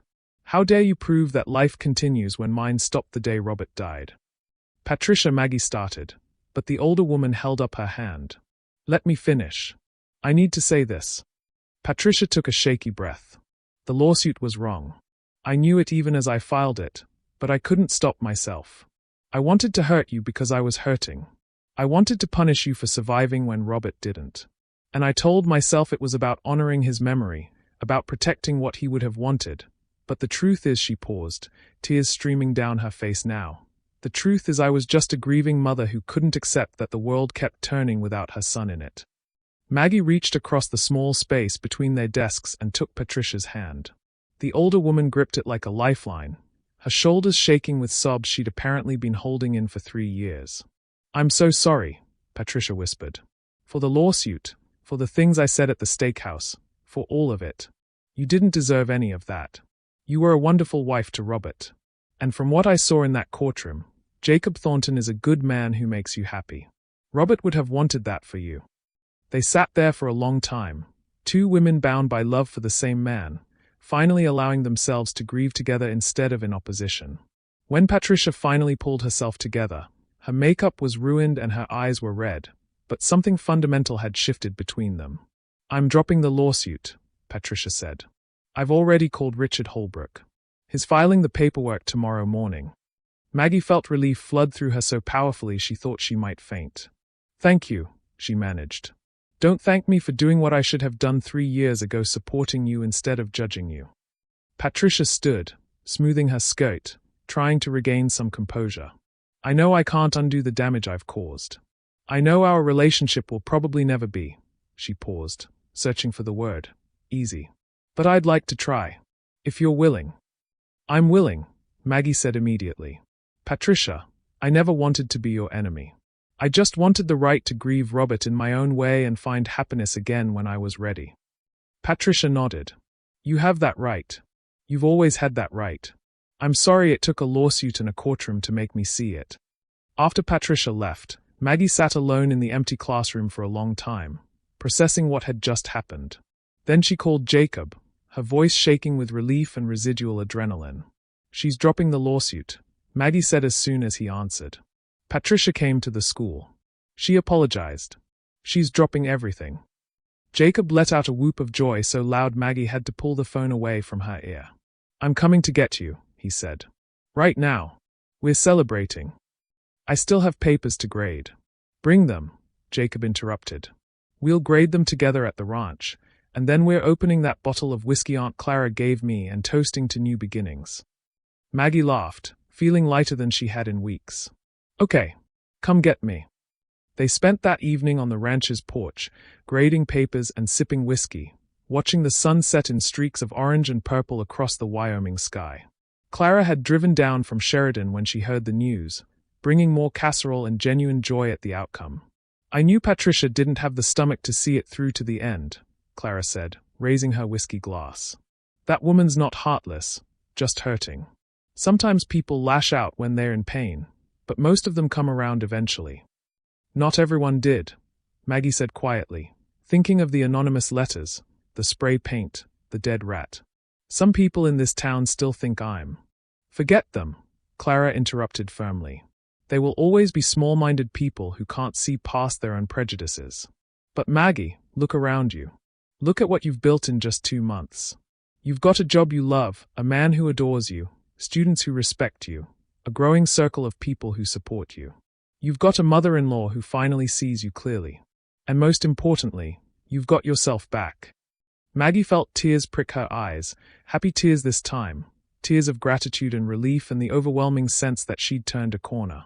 I do, don't I? She said wonderingly. I got myself back. That night, after Clara had driven home and the whiskey bottle was significantly lighter, Maggie and Jacob sat on the porch swing, wrapped in a blanket against the autumn chill. The ranch was quiet except for the occasional lowing of cattle and the whisper of wind through grass. Move in with me, Jacob said suddenly. For real this time. Not soon or eventually, but now.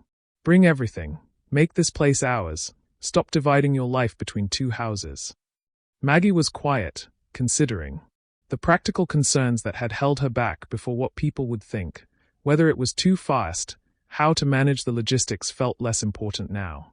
The lawsuit had forced her to examine what she wanted, what she was willing to fight for, what mattered versus what was just noise. Okay, she said. Yes. Let's do it.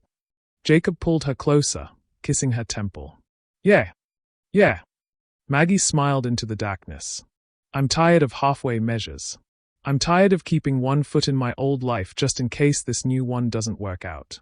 I choose this. I choose us. I choose the ranch and you and build something new.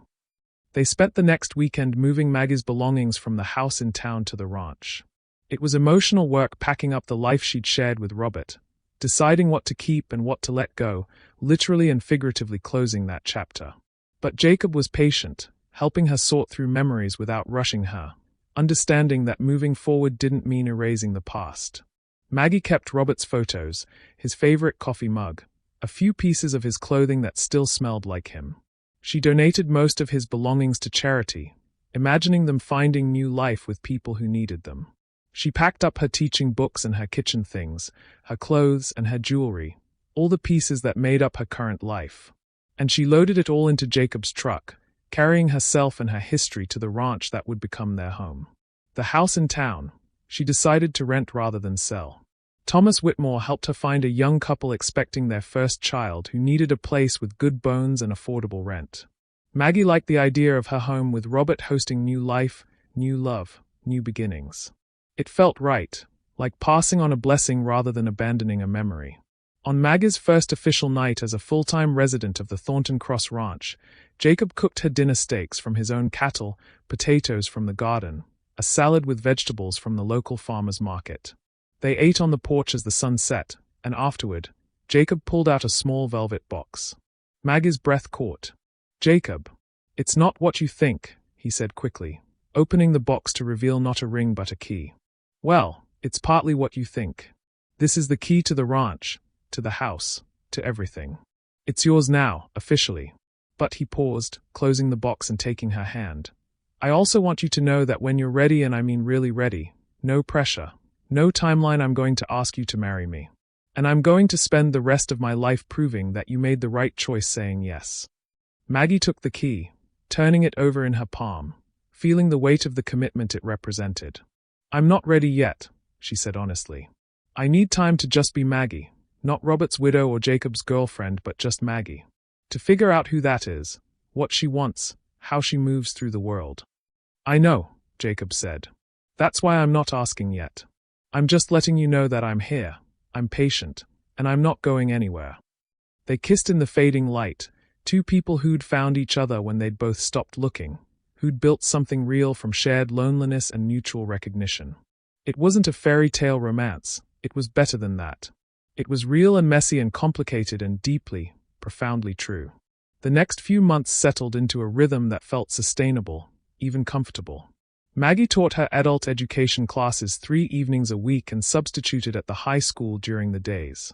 Jacob worked the ranch, bringing Maggie into the business more and more, teaching her about cattle management and land stewardship, discovering she had a knack for the financial side of operations. They hosted Aunt Clara for Sunday dinners, started attending church together without apology, became a fixture in Piedmont as Maggie and Jacob rather than the widow and the scarred rancher. Patricia reached out periodically, awkward lunch invitations at first, then gradually more comfortable conversations. She'd never be the warm, fuzzy mother-in-law of television shows, but she was trying. She asked about Maggie's teaching, about the ranch, even about Jacob. And she started sharing stories about Robert's childhood, memories that Maggie treasured because they filled in pieces of the man she'd loved. The town's gossip eventually moved on to newer scandals. Some people never warmed to Maggie and Jacob's relationship, still whispering about impropriety and unseemly haste. But increasingly, those voices were drowned out by support and acceptance. Dr. Chen asked Maggie to consider returning to full-time teaching the following fall. The church asked her to help with the youth group. The local bookstore invited her to lead a grief support group, recognizing that her journey through loss and back to life had given her insights others needed to hear. Maggie said yes to all of it, not because she needed to prove anything, but because she'd rediscovered her purpose, her passion, her desire to contribute. She was no longer just surviving, she was thriving. One evening in late November, nearly 6 months after that first conversation in the diner, Maggie was preparing dinner while Jacob worked on ranch accounts at the kitchen table. It was a domestic scene, comfortable and ordinary, and exactly what she'd thought she'd never have again after Robert died. "I've been thinking," Jacob said without looking up from his ledger. "We should host Thanksgiving here. Invite Aunt Clara, Patricia, maybe some of your teacher friends and my ranch hands. Make it a real celebration." Maggie paused in her chopping, considering. The old Maggie, the one who'd tried to make herself invisible, would have panicked at the thought of hosting, of being the center of attention, of opening her home to scrutiny. But the new Maggie, the one who'd fought for her right to be seen, felt only excitement. "I love that idea," she said. "Let's do it." They spent the week before Thanksgiving preparing, cleaning the house until it gleamed, planning a menu that combined both their families' traditions, setting up tables on the porch because the dining room wouldn't fit everyone. Maggie baked pies and rolls, Jacob smoked a turkey, Clara brought her famous green bean casserole, and Patricia, in a gesture that brought tears to Maggie's eyes, brought Robert's favorite cranberry sauce recipe. On Thanksgiving Day, the ranch was filled with people and laughter and the kind of chaotic warmth that defines the best holidays. Maggie moved through the crowd, making introductions, ensuring everyone had enough to eat, feeling overwhelmed with gratitude for this life she'd somehow stumbled into. During dinner, as everyone sat crowded around mismatched tables on the porch, Jacob stood and tapped his glass for attention. "I want to make a toast," he said, his scarred face illuminated by the glow of the setting sun. 6 months ago, I was the loneliest man in Wyoming. I'd convinced myself that solitude was noble, that being alone was safer than risking rejection. And then a storm trapped me in a diner with this remarkable woman, he gestured to Maggie, and everything changed. Maggie felt her face flush as everyone turned to look at her, but she didn't shrink from the attention. Instead, she held Jacob's gaze, seeing in his eyes all the love and gratitude she felt reflected back at her. "Maggie taught me that being seen is worth the risk of being judged," Jacob continued. "That love doesn't follow society's timeline or fit into neat boxes. Those two broken people can build something whole together if they are brave enough to try." He raised his glass. "So I'm thankful today for storms that trap people together, for women brave enough to ask for what they need, for second chances and new beginnings and the courage to believe we deserve them. To Maggie, who reminds me every day that I'm worthy of love. And to all of you, for being part of this community we're building together." To Maggie and Jacob, everyone chorused, raising their glasses. Maggie stood, surprising herself, and clinked her glass against Jacob's. "And to Robert," she added softly, "who loved me enough to make me believe I deserved this. Who taught me that love multiplies rather than divides, that honoring the past doesn't mean refusing the future. I'll always love you, Robert. And I think you'd be happy knowing I'm happy." Patricia was crying openly now, but she raised her glass with everyone else. "To Robert," she said, her voice breaking. "And to Margaret, who loved him well and is living well in his memory." The dinner continued into the evening, people lingering on the porch as stars emerged overhead, reluctant to leave the warmth and connection they'd found at the Thornton Cross Ranch. Maggie watched it all from the kitchen window as she washed dishes, feeling a profound sense of peace settle over her. She'd done it. She'd survived loss, fought through grief, claimed her right to happiness, and built a life worth living. She'd stopped apologizing for existing and started celebrating it. She'd let herself be seen fully, vulnerably, authentically, and discovered that the world didn't end. It opened up. Jacob came up behind her, wrapping his arms around her waist, resting his chin on her shoulder. "Happy?" he asked. "So happy," Maggie confirmed. "Happier than I ever thought I'd be again."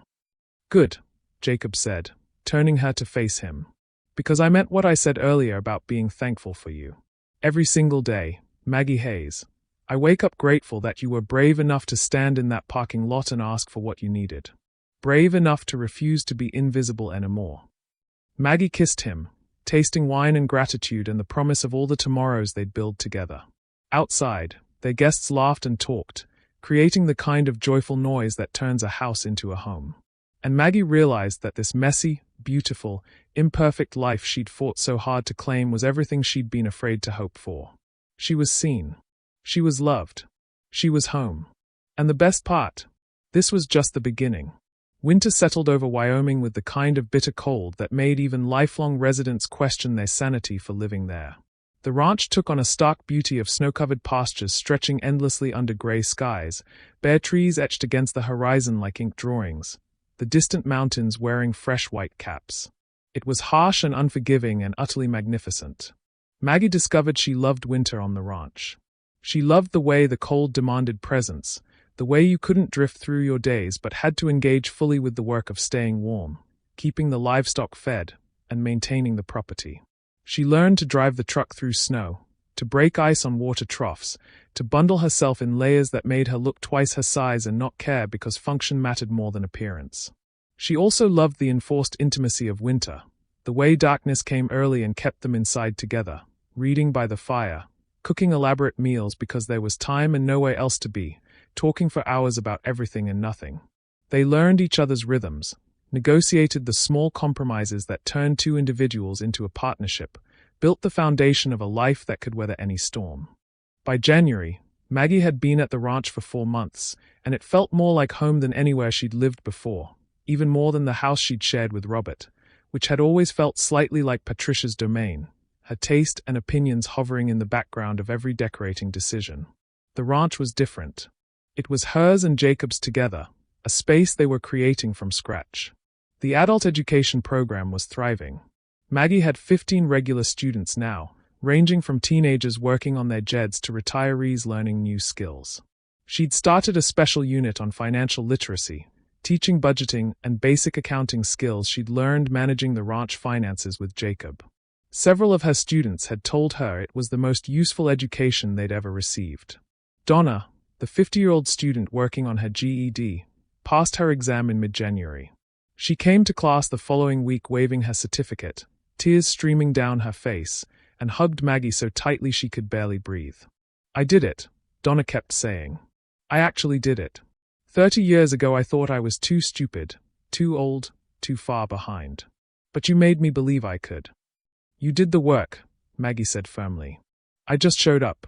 You're the one who put in the hours, who pushed through when it got hard, who believed in yourself enough to try." "You showed me how," Donna insisted. "By doing it yourself. By standing up to that lawsuit. By refusing to hide. By choosing happiness even when people said you shouldn't. You gave me permission to believe I could change my life too." After Donna left, Maggie sat at her desk for a long time, processing what she'd just heard. She'd been so focused on her own journey surviving the loss, fighting Patricia, building a life with Jacob that she hadn't fully grasped how visible that journey had been, how it had inspired others to fight their own battles. It was humbling and empowering in equal measure. Her pain had purpose. Her struggle had meaning beyond her own survival. She was, without intending to, becoming someone others looked to for courage. The realization both thrilled and terrified her. At home that night, she told Jacob about Donna, about the strange responsibility that came with being seen as an inspiration. "What if I mess up?" she asked as they prepared dinner together. "What if people are looking to me as some kind of example and I fail?" "What if?" "Then you fail," Jacob interrupted, tossing her a potato to peel. "And you get back up. And that becomes the lesson, not that we never fall, but that we keep getting up. Maggie, you're not responsible for being perfect. You're just responsible for being honest." She kissed him for that, for understanding that visibility came with vulnerability, that being seen meant being fallible. He always seemed to know exactly what she needed to hear. In February, Dr. Chen approached Maggie with an offer, a full-time position teaching English at Piedmont High School, starting the following fall. The teacher who'd been filling Maggie's old position was retiring, and the school board had voted unanimously to offer Maggie first refusal. "Think about it," Dr. Chen said. "No pressure. But Maggie, you're a gifted teacher. The adult ed program has thrived under your leadership. And the students, both your current ones and the high schoolers who remember you from before, they trust you. They see you as someone who understands struggle, who's walked through fire and come out the other side. That's powerful." Maggie promised to consider it. The offer was generous, better pay than she'd had before, more benefits, and the security of a contracted position. But it was also a bigger commitment, a more public role, a declaration that she was staying in Piedmont permanently rather than keeping one foot out the door just in case. She talked it through with Jacob that evening, the two of them sitting at the kitchen table with mugs of tea, the offer letter spread between them. "What do you want?" Jacob asked. "Not what you think you should do, not what makes sense financially. What does your gut say?" Maggie closed her eyes, checking in with herself. What did she want? 6 months ago, she wouldn't have been able to answer that question.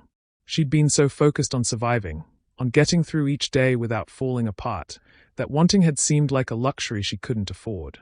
But now she wants to teach. She wanted to invest in this community that had both wounded and welcomed her. She wanted to build a career, not just have a job. She wanted to plant roots so deep they couldn't be torn up by gossip or judgment or fear. "I want to say yes," she said, opening her eyes to meet Jacob's. "I want to take the job, commit to staying, and build something lasting here." Jacob smiled, the expression transforming his scarred face into something beautiful. "Then say yes." She called Dr. Chen the next morning and accepted the position. The news spread quickly through Piedmont. Maggie Hayes was staying, really staying, not just passing through or hiding at the ranch but engaging fully with the community.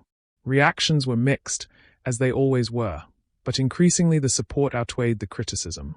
At church the following Sunday, several parents approached Maggie to tell her they were glad she'd be teaching their kids. "My daughter could use someone like you," one mother said. "Someone who's been through hard things and comes out stronger. These kids today, they think struggle is the end. You can show them it's just the beginning." March brought the first hints of spring longer days, melting snow, mud everywhere. The ranch came alive with new calves being born, the land awakening from winter dormancy, the promise of renewal in every direction. Maggie helped with the carving, learning to assist difficult births, bottle-feeding the orphaned calves, discovering a tenderness in herself she hadn't known existed. One evening, after successfully helping deliver twins that had been breech, Maggie stood in the barn watching the babies nurse from their exhausted mother. Jacob came up beside her, sliding his arm around her waist. "You're a natural at this," he said. "At what?" "Ranching." Maggie laughed. 6 months ago I'd never touched a cow." "At life," Jacob clarified.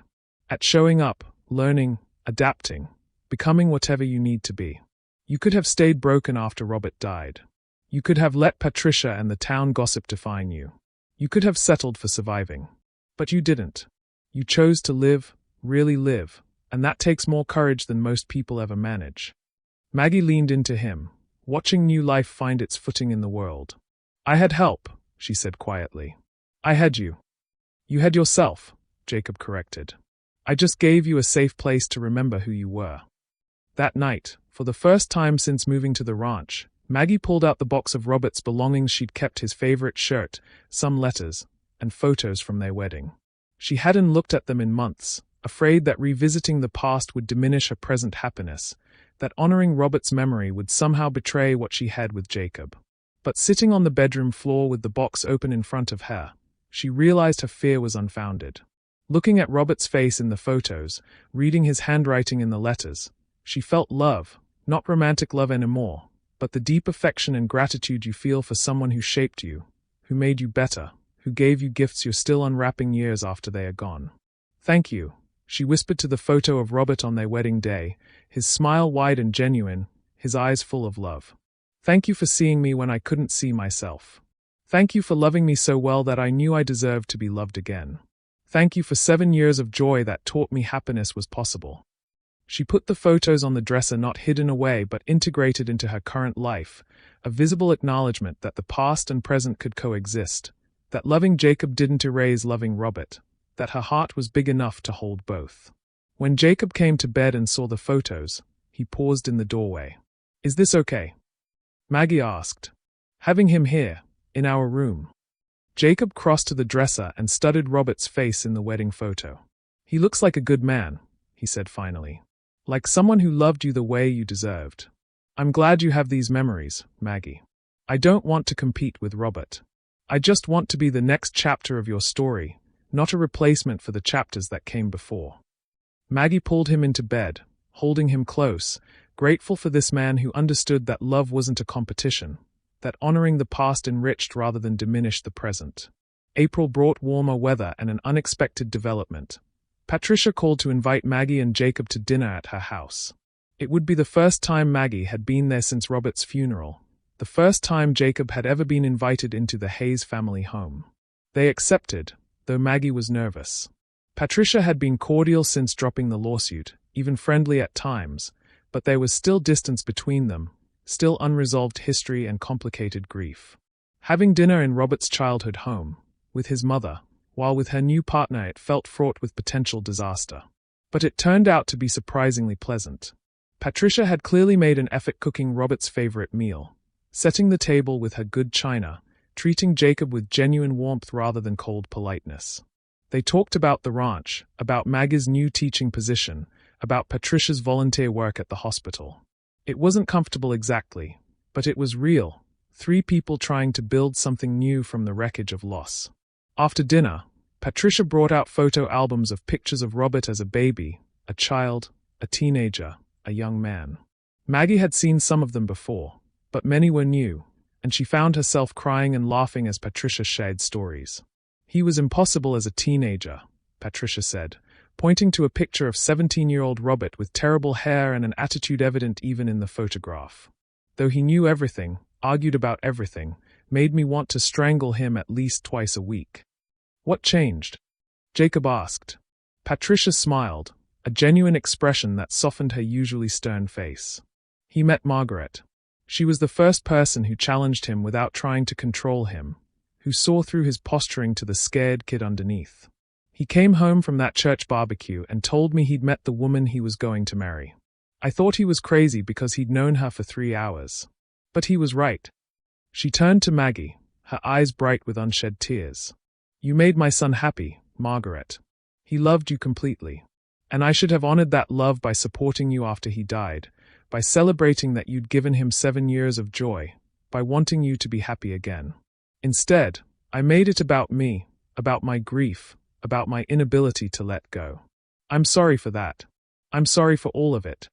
Maggie reached across the table and took Patricia's hand. "I forgive you," she said simply. "And I hope you can forgive me for moving on, for finding Jacob, for being happy again." "There's nothing to forgive," Patricia said firmly. "You have every right to be happy. Robert would want that for you. I know that now." On the drive home, Maggie was quiet, processing the evening. Jacob reached over and took her hand, his touch grounding and reassuring. "You okay?" he asked. "More than okay," Maggie said. "I feel like something healed tonight. Not completely, grief never fully heals, but enough.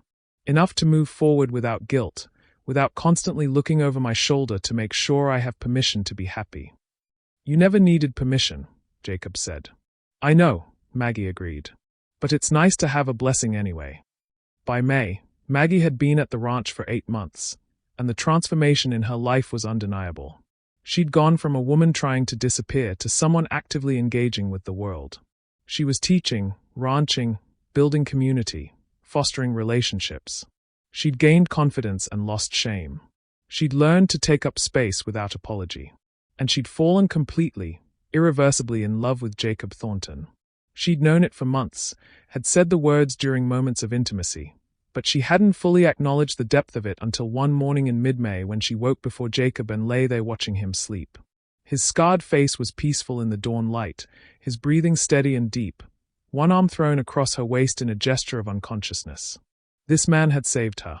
Not in some romantic, knight in shining armor way, but in the more profound sense of giving her a safe place to remember who she was, to rebuild what grief had broken, to become someone new while honoring who she'd been. He'd seen her when she was invisible, loved her when she felt unlovable, stood beside her when the world said she didn't deserve happiness. And more than that, he'd let her save him too. He'd been vulnerable about his loneliness, his scars, his fears. He'd let her see his brokenness and trusted her with it. They'd healed each other, not by fixing what was broken but by accepting it, celebrating it even, weaving their individual damages into something stronger than either of them had been alone. She loved him. Completely. Permanently. With a certainty that left no room for doubt. And suddenly, she knew she was ready for what came next. That evening, after dinner and before the sun had fully set, Maggie led Jacob out to the porch. They sat on the swing, rocking gently, watching colors paint the sky in shades of orange and pink and purple. Remember when you gave me the key to the ranch? Maggie asked. When you said that someday, when I was ready, you'd ask me to marry you. Jacob's hand tightened on hers, his body going still beside her. I remember. I'm ready, Maggie said, turning to face him. I'm ready to say yes to forever, to building a life together officially, to being your wife and you being my husband. I'm ready for all of it. Jacob's eyes filled with tears, and he cupped her face in his hands. Maggie Hayes, will you marry me? Will you take my name, share my life, be my partner in every sense of the word? Yes, Maggie said, laughing and crying simultaneously. Yes, 1,000 times yes. He kissed her then, deep and claiming and full of promise. When they finally broke apart, both breathless, Jacob pulled a small box from his pocket, the same box he'd shown her months ago with the ranch key. I've been carrying this for 2 months, he admitted, opening it to reveal a simple diamond ring. Waiting for you to say you were ready. Hoping you'd want this as much as I did. Maggie held out her hand, and Jacob slid the ring onto her finger. It fit perfectly, catching the last rays of sunset and throwing light in every direction. A symbol of commitment, of choosing each other, of believing in a future together. They sat on the porch swing until the stars came out, making plans. A small wedding, they decided. Intimate. Just the people who mattered most. Maybe at the ranch, maybe in the fall when the weather was crisp and beautiful. Nothing fancy, nothing designed to impress the town. Just a celebration of 2 people who'd found each other when they'd both stopped looking. I need to tell Patricia, Maggie said eventually. And Clara. And Dr. Chen. Tomorrow, Jacob said, pulling her close. Tonight, let's just be engaged. Let's just be us, celebrating that we chose each other. So they did. They made love slowly, reverently, as fiancés rather than just lovers. They whispered plans and promises. They fell asleep tangled together, the ring on Maggie's finger catching moonlight, a beacon of hope and second chances and the beautiful, messy reality of love that pulls people together not despite their brokenness but because of it. The next morning, they drove to Sheridan to tell Aunt Clara first. She took one look at Maggie's hand, let out a whoop of joy, and immediately started planning the wedding despite their protests that they wanted something small. Nonsense, Clara declared. You two are proof that love exists, that second chances are real, that broken people can build beautiful things. People need to see that celebrated properly. We're having a proper wedding, and I won't hear any arguments. They didn't argue. How could they, when Clara's joy was so genuine, when her desire to celebrate their love came from such authentic happiness. Patricia's reaction was more reserved but no less genuine. When Maggie called to tell her, there was a long silence on the phone. Then, Robert would be happy for you, Margaret. And so am I truly. Thank you, Maggie said, her voice thick with emotion. That means everything to me. When's the wedding? Patricia asked. We're thinking of October. Small ceremony at the ranch. Another pause. Then, may I come? I know it might be awkward, but I'd like to be there. To support you.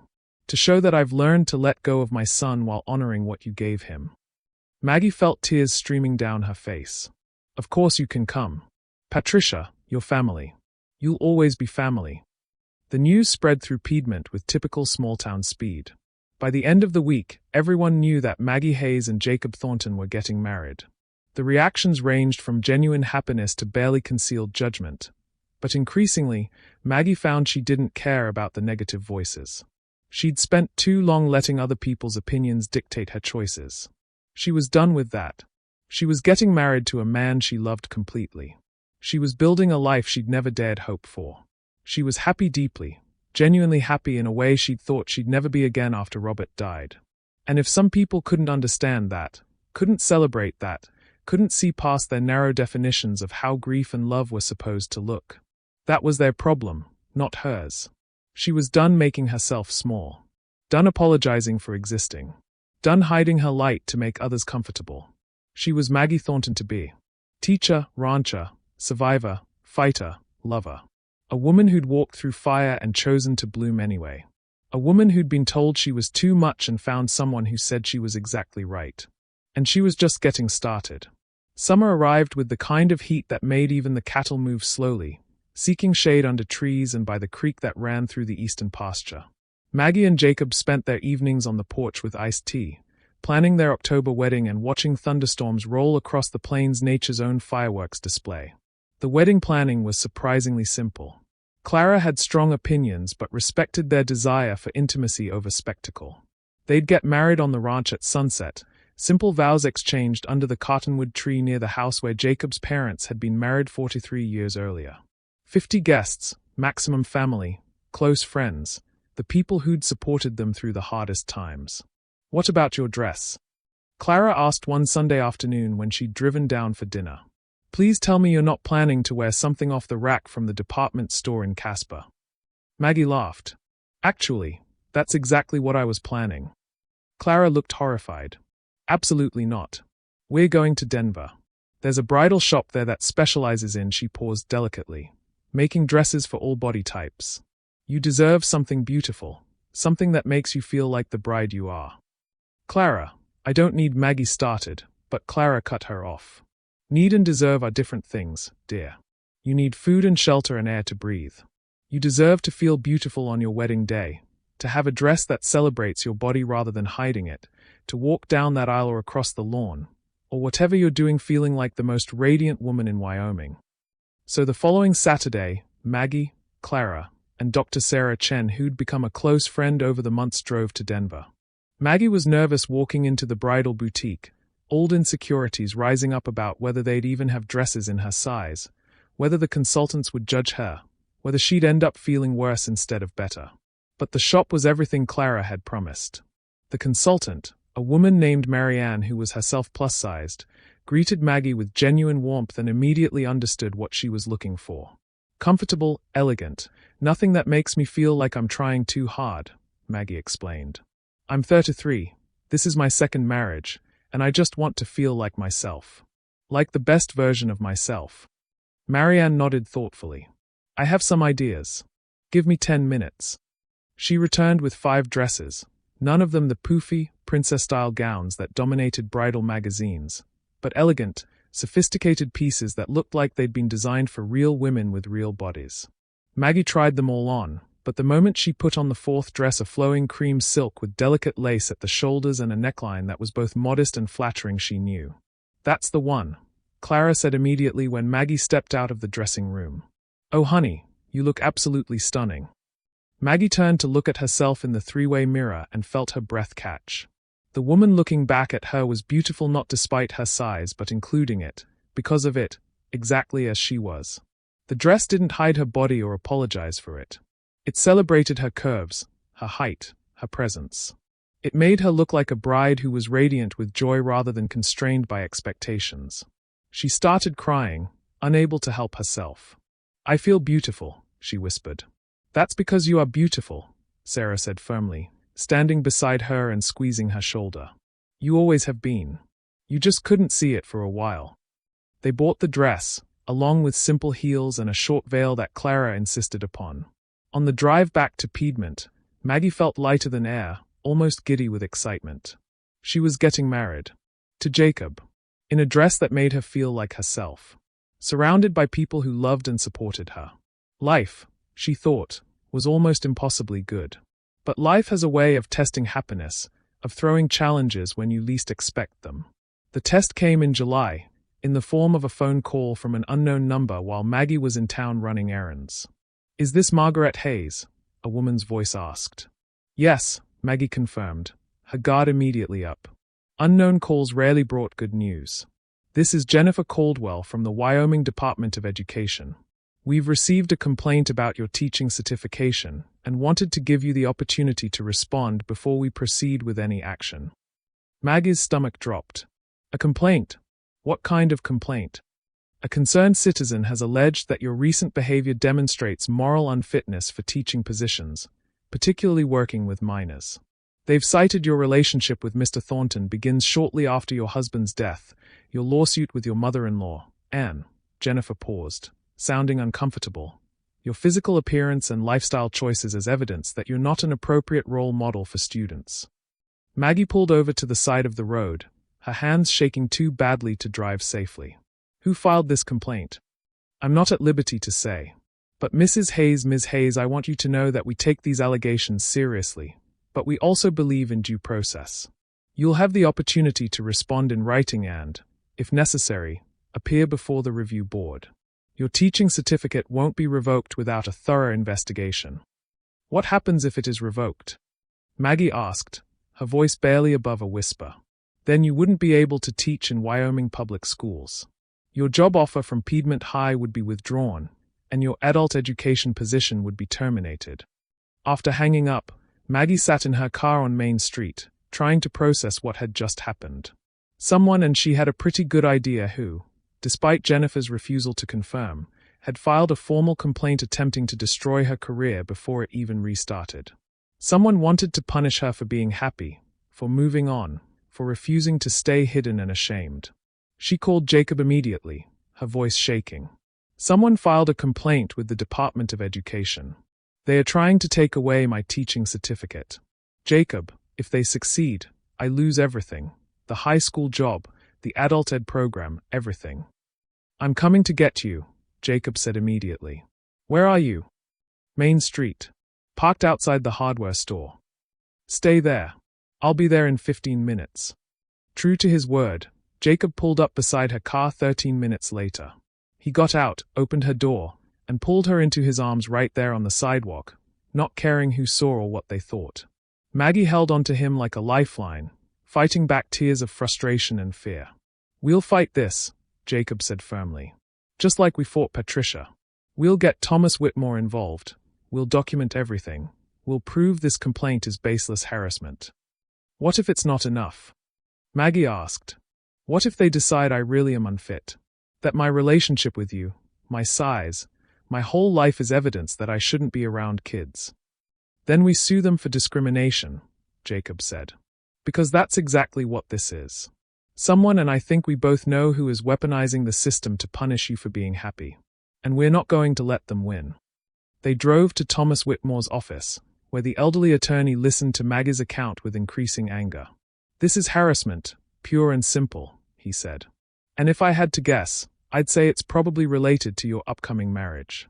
Someone who can't stand seeing you move on with your life is trying one more time to bring you down." "Patricia?" Maggie asked, though she couldn't quite believe it. Things had been so much better between them. "I doubt it's Patricia," Thomas said.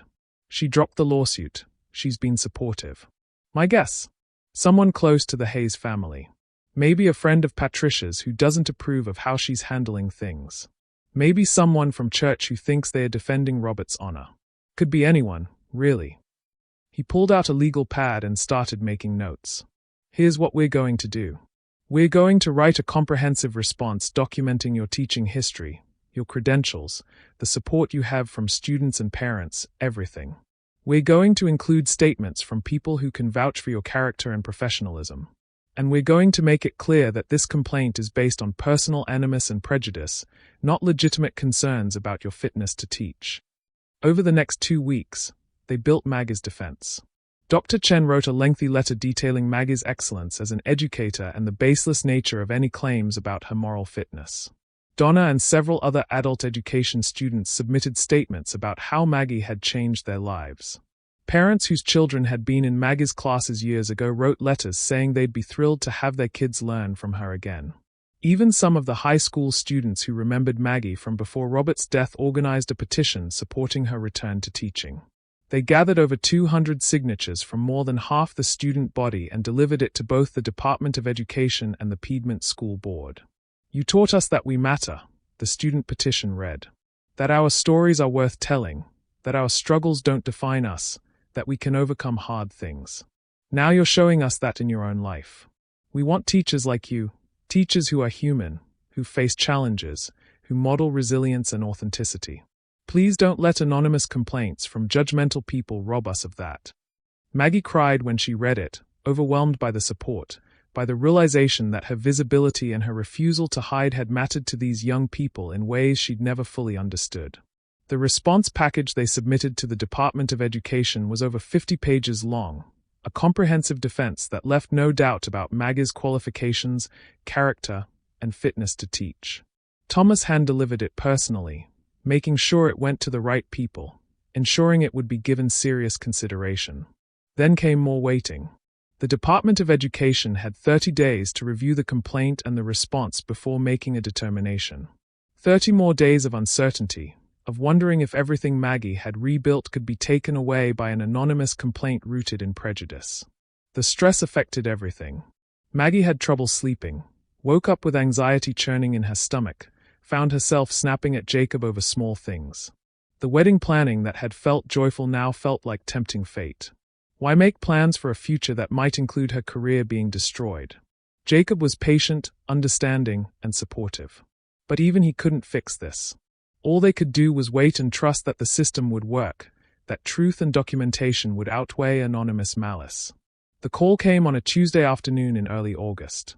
Maggie was at the ranch, preparing dinner, when her phone rang with the Department of Education number. Ms. Hayes, this is Jennifer Caldwell. I'm calling to inform you of our decision regarding the complaint filed against your teaching certification. Maggie's heart hammered in her chest. Yes.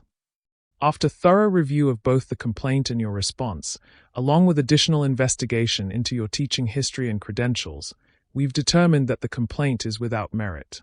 Your teaching certification will remain in good standing, and we'll be closing this matter with a notation that it was frivolous and likely filed with malicious intent. Relief flooded through Maggie so powerfully she had to sit down. Thank you, she managed. Thank you so much. I want you to know, Jennifer continued, that several members of our review board were quite moved by the letters from your students, both past and current. One board member said that if more teachers showed the kind of authentic resilience you've demonstrated, we'd have far fewer kids struggling with mental health issues. Your willingness to be vulnerable, to show that life continues after loss, to model healthy relationship building, that's exactly what young people need to see. After hanging up, Maggie sat in stunned silence for a moment. Then she started laughing, not the hysterical laughter of relief but genuine joy. She'd won. Again. Someone had tried to destroy her, to use her happiness and her body and her choices as weapons against her, and she'd survived. More than survived, she'd been vindicated. She called Jacob first, then Thomas, then Clara, then Dr. Chen. Each call was celebratory, each person sharing her joy and relief. The Department of Education would notify the school board and the adult ed program director directly, confirming that Maggie remained in good standing and could proceed with her employment. That evening, Jacob suggested they go into town for dinner at the steakhouse, the same place where Patricia had confronted them 6 months earlier. We're celebrating, he said. And we're not hiding. Let anyone who has a problem with you see that you're still standing, still happy, still here. So they went, walking into the restaurant hand in hand, Maggie wearing the engagement ring that caught light from every angle. The hostess Jenny again congratulated them on their engagement. Several diners smiled warmly. A few looked away disapprovingly, but their number had dwindled significantly.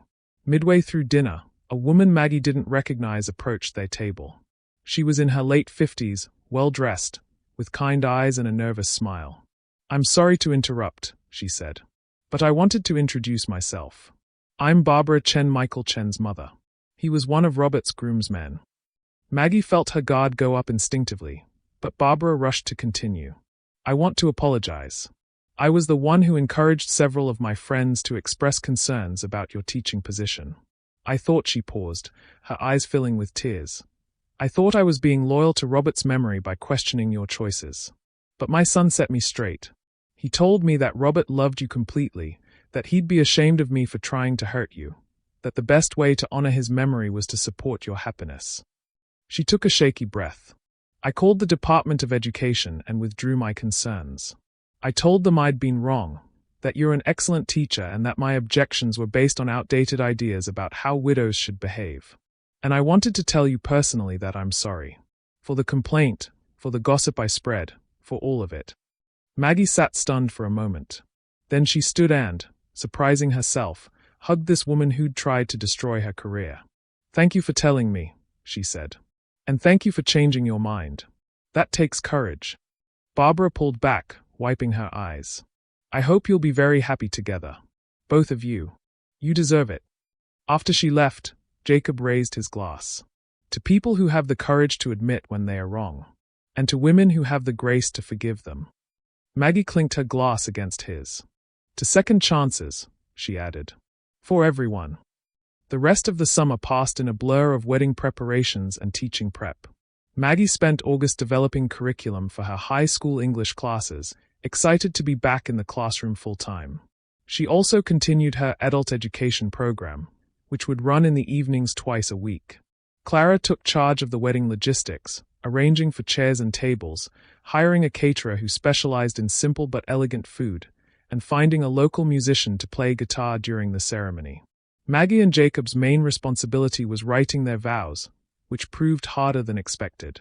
"How do you put into words what someone means to you?" Maggie asked Jacob one evening as they sat with blank notepads, supposedly working on their vows. "How do I explain that you saved me without making it sound like I was helpless? That you saw me when I was invisible without making it sound like I needed validation?" "Maybe that's exactly what you say," Jacob suggested. "The truth, even when it's complicated. That we saved each other. That we were both invisible until we saw each other. That love doesn't require us to be perfect or invulnerable, just willing to be seen." So that's what they did. They wrote vows that were honest and vulnerable and real acknowledgments of their brokenness, celebrations of their healing, promises to keep choosing each other even when it was hard. September arrived with cooler temperatures and the first hints of autumn color in the aspen groves. School started, and Maggie found herself back in the classroom, teaching Shakespeare and composition to teenagers who looked at her with curiosity and respect. She was different from their other teachers, more open about struggle, more willing to admit she didn't have all the answers, more real. "Ms. Hayes," one student asked during the first week, "is it true you stood up to your mother-in-law in court?" Maggie could have deflected, could have maintained professional distance, could have said it wasn't appropriate to discuss her personal life. Instead, she said, "Yes, it's true. She thought I didn't have the right to be happy again after my husband died. I had to fight to prove that grief doesn't have a timeline and that moving forward doesn't mean being disloyal to the past." The student nodded thoughtfully. "That's cool. My dad died 2 years ago, and my mom is still afraid to date anyone because she thinks people will judge her. Maybe I'll tell her about you." "Tell her she has permission to be happy," Maggie said. "Tell her that the people who love us want us to keep living, not to stop when they stop." After class, the student stayed behind. "Thank you," she said quietly, "for being honest about hard things. For showing us that adults struggle too but keep going anyway." These were the moments that made teaching feel like purpose, not just profession. These small exchanges, these seeds of wisdom planted in young minds, these reminders that her visibility mattered beyond her own healing. The week before the wedding, Maggie's house in town, the one she'd shared with Robert, now rented to the young couple, sold to the tenants. They'd fallen in love with it, wanted to buy it, make it theirs. Maggie felt a pang selling it, but also relief. It was the final severing of the cord tying her to her old life, the final acknowledgement that she'd moved on completely. She used some of the money to pay off her car and put the rest in savings. Financial security, she'd learned, was its own kind of freedom. The freedom to make choices based on desire rather than desperation, to take risks without betting everything on the outcome. The night before the wedding, tradition dictated that Maggie and Jacob shouldn't see each other. Clara insisted on it, taking Maggie to stay at her house in Sheridan while Jacob remained at the ranch. Patricia, surprisingly, asked if she could join them to help Maggie get ready, be part of the preparation in the way she'd missed when Maggie married Robert. "I'd like that," Maggie said, meaning it. So the three women, Clara, Patricia, and Maggie, spent the evening together, sharing wine and stories, doing face masks and painting nails, engaging in the timeless ritual of women preparing for a wedding. It was healing in ways Maggie hadn't anticipated, this blending of past and present, this demonstration that families could be complicated and still functional, that forgiveness was possible even after deep wounds. Robert would have liked Jacob, Patricia said as they were getting ready for bed. He would have seen past the scars to the good man underneath, just like you did. "Thank you for saying that," Maggie whispered. "I mean it," Patricia insisted. "I was wrong about so many things, Margaret. But I'm trying to be better. To honor my son by supporting the people he loved, including you." That night, Maggie slept deeply and dreamlessly, her body and mind finally at peace. Tomorrow she will marry Jacob Thornton. Tomorrow she would stand in front of 50 people and declare her love without shame or apology. Tomorrow she would become Mrs. Maggie Thornton, teacher and rancher, widow and wife, woman who'd survived loss and chosen to love again. Tomorrow, she will continue writing the story of her life, not the story others thought she should write, but the one she chose for herself. And it would be beautiful. October arrived with the kind of crisp, golden perfection that makes Wyoming worth enduring the brutal winters. The aspen trees exploded in shades of yellow and orange, the sky stretched impossibly blue, and the air carried the scent of wood smoke and possibility. It was, everyone agreed, perfect wedding weather. Maggie woke on her wedding day to sunlight streaming through Clara's guest room window and the sound of Patricia humming in the kitchen downstairs. For a moment, she lay still, letting the reality sink in. This was it. In 8 hours, she would marry Jacob Thornton. In 8 hours, everything would change and nothing would change, because commitment was both transformation and confirmation of what already existed. She wasn't nervous. That surprised her. On her wedding day with Robert, she'd been a bundle of jittery energy, second-guessing every detail, worried about what could go wrong. But now, at 33, having already survived the worst thing she could imagine, she felt only calm certainty. Jacob was her choice. This life was her choice. And she was walking into it with eyes wide open and heart fully engaged. "You're awake," Clara said, appearing in the doorway with coffee and a knowing smile. "And you look entirely too peaceful for a bride. Where's the panic? The last-minute doubts? The dramatic tears?" Maggie laughed, accepting the coffee. "I used up all my drama surviving the past few years. Today is just joy." "Good," Clara said, settling on the edge of the bed. "Because you deserve a day of pure joy, honey. No complications, no drama, just you and Jacob and the people who love you celebrating that you found each other." Patricia appeared behind Clara, already dressed and made up, holding Maggie's wedding dress carefully over her arm. "I pressed it," she said. "And I brought you something borrowed from Robert's mother's pearls. She wore them when she married his father, and Robert always said he wanted you to have them someday." Maggie's eyes filled with tears, happy tears, grateful tears. "Patricia, thank you. That means everything." "He loved you so much," Patricia said quietly. "And these pearls, they are not just jewelry. They are a blessing, passed from one generation to the next, from one love story to another. You're not erasing Robert by marrying Jacob, Margaret. You're honoring what Robert gave you by continuing to live fully, to love fully. These pearls are my way of saying I understand that now." The three women spent the morning together in comfortable preparation doing hair and makeup, helping Maggie into her dress, laughing over shared memories and making new ones. There was something healing about this ritual, something that acknowledged the complexity of family and love and loss without being overwhelmed by it.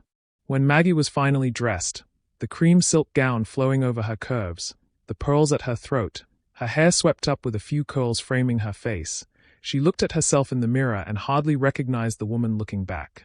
Not because she looked different, but because she looked like herself. Fully, authentically, unapologetically herself. "You're beautiful," Clara said, her voice thick with emotion. "You're radiant," Patricia added.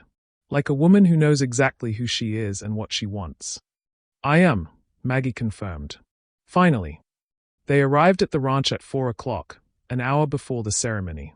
The property had been transformed, chairs arranged in neat rows facing the massive cottonwood tree, white ribbons tied to fence posts, wildflowers in simple vases on the small tables scattered around. It was elegant without being fussy, beautiful without being ostentatious. It was perfect. Jacob was sequestered in the barn with his groomsmen, his ranch foreman, 2 childhood friends who'd driven in from Montana and Colorado, and surprisingly, Michael Chen, Robert's friend who'd written such a moving statement about Robert's love for Maggie. When Maggie had asked Jacob why he'd chosen Michael, Jacob had said simply, "Because he loved Robert, and he loves you, and he understands that both those things can be true at once. That's the kind of person I want standing with me today." The guests began arriving: Dr. Chen and other teachers from the school, Maggie's adult education students including Donna who was bringing her newly earned GED certificate to show Maggie, neighbors from surrounding ranches, friends from church, people whose lives had intersected with Maggie and Jacob's in meaningful ways. 50 chairs filled quickly, with a few extra people standing at the edges, unwilling to miss this celebration. At 5 o'clock, the guitarist began playing a simple, beautiful melody that drew everyone's attention. Jacob emerged from the barn with his groomsmen, walking to stand under the cottonwood tree. He was wearing a dark suit that made him look more handsome than Maggie had ever seen him, his scarred face open and vulnerable and full of joy. When his eyes found the house where he knew Maggie was waiting, his entire face transformed with love. The groomsmen took their places. Then came the bridesmaids Dr. Chen, Clara, and in a gesture that had surprised everyone, Patricia. She'd asked if she could stand with Maggie, and Maggie had cried saying yes. They walked down the makeshift aisle in simple dresses the color of autumn leaves, taking their positions across from the groomsmen. Then the music shifted, and it was time. Maggie stepped out of the house and onto the porch, and a collective gasp rippled through the assembled guests. She looked magnificent not despite her size or because she'd somehow managed to minimize it, but because every inch of her radiated confidence and joy. She held her head high, her shoulders back, taking up all the space she deserved without apology. She'd chosen to walk alone, no father to give her away, no symbol of being transferred from one man's ownership to another's. This was her choice, her decision, her life. She was giving herself to Jacob freely, fully, as an autonomous woman claiming her own happiness. The walk from the house to the cottonwood tree felt both endless and instantaneous. She was aware of every eye on her, every whispered comment, every tear on every face. But mostly she was aware of Jacob, standing under that tree with tears streaming down his face, looking at her like she was the answer to every prayer he'd ever whispered. When she reached him, he took her hands, and the world narrowed to just the two of them. "You're here," he whispered. "I'm here," she confirmed. "And I'm not going anywhere." The officiant, a retired pastor named William who'd known both Robert and Jacob for years, began the ceremony. He spoke about love that comes when you've stopped looking for it, about second chances and new beginnings, about the courage it takes to be vulnerable after you've been broken. He spoke about how Jacob and Maggie's love story had inspired the entire community, and had shown people that it's never too late to choose happiness, that grief and joy can coexist, that love multiplies rather than divides. Then it was time for vows. Jacob went first, pulling out a folded piece of paper with shaking hands. "Maggie," he began, his voice rough with emotion. "6 months ago, you stood in a diner parking lot and said 5 words that changed my life. Don't move. I need to make love to someone who sees me." And I realized in that moment that I'd been seeing you for years. Seeing your pain, your strength, your desperate attempts to make yourself small when you were meant to be magnificent. He paused, wiping tears from his eyes. I'd spent 15 years believing I was unworthy of love because of these scars. But you looked at me and saw past them, or rather, you saw them and didn't care. You taught me that being broken doesn't make us unlovable. It makes us human. And being human, with all our flaws and scars and complicated histories, is exactly what makes us worthy of connection. His grip on her hands tightened. I promise to see you, Maggie. Every day, for the rest of our lives. I promise to really see you, not the version of you that the world expects, but the real, complicated, beautiful woman you actually are. I promise to celebrate your size, your strength, your voice, your presence. I promise to remind you on hard days that you're worthy of happiness. I promise to build a life with you that honors both our pasts and creates a future neither of us could have imagined alone. I promise to love you not despite your brokenness, but because of it, because your scars match mine and together we make something whole. By the time he finished, there wasn't a dry eye among the 50 guests. Maggie was crying openly, not caring about her makeup, not caring about appearances, just feeling the weight and gift of being seen this clearly. Then it was her turn. She'd memorized her vows, wanting to look directly at Jacob as she spoke them. Jacob, she began, her voice surprisingly steady despite the tears. 3 years ago, I thought my life was over. I thought Robert's death meant I was done loving, done living, done taking up space in the world. I made myself as small as possible because I thought that's what widows were supposed to do. I thought suffering was how I proved I'd loved enough. She squeezed his hands. And then a storm trapped us in a diner, and you saw me. Really saw me.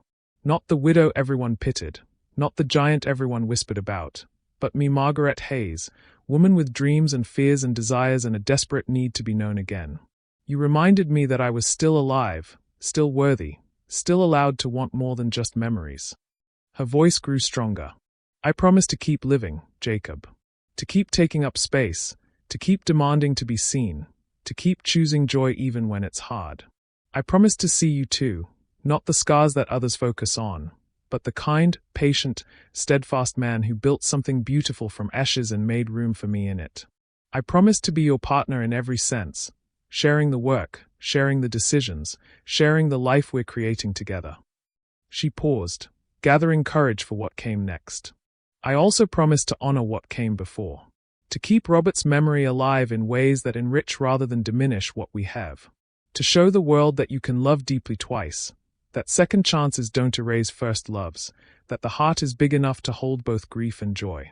And most of all, I promise to choose you, every single day, for the rest of my life. To choose us, to choose this life, to choose happiness without apology or guilt. Pastor William was wiping his own eyes now. If anyone objects to this union, speak now or forever hold your peace, he said, more out of tradition than any real concern that someone might object. The silence was absolute.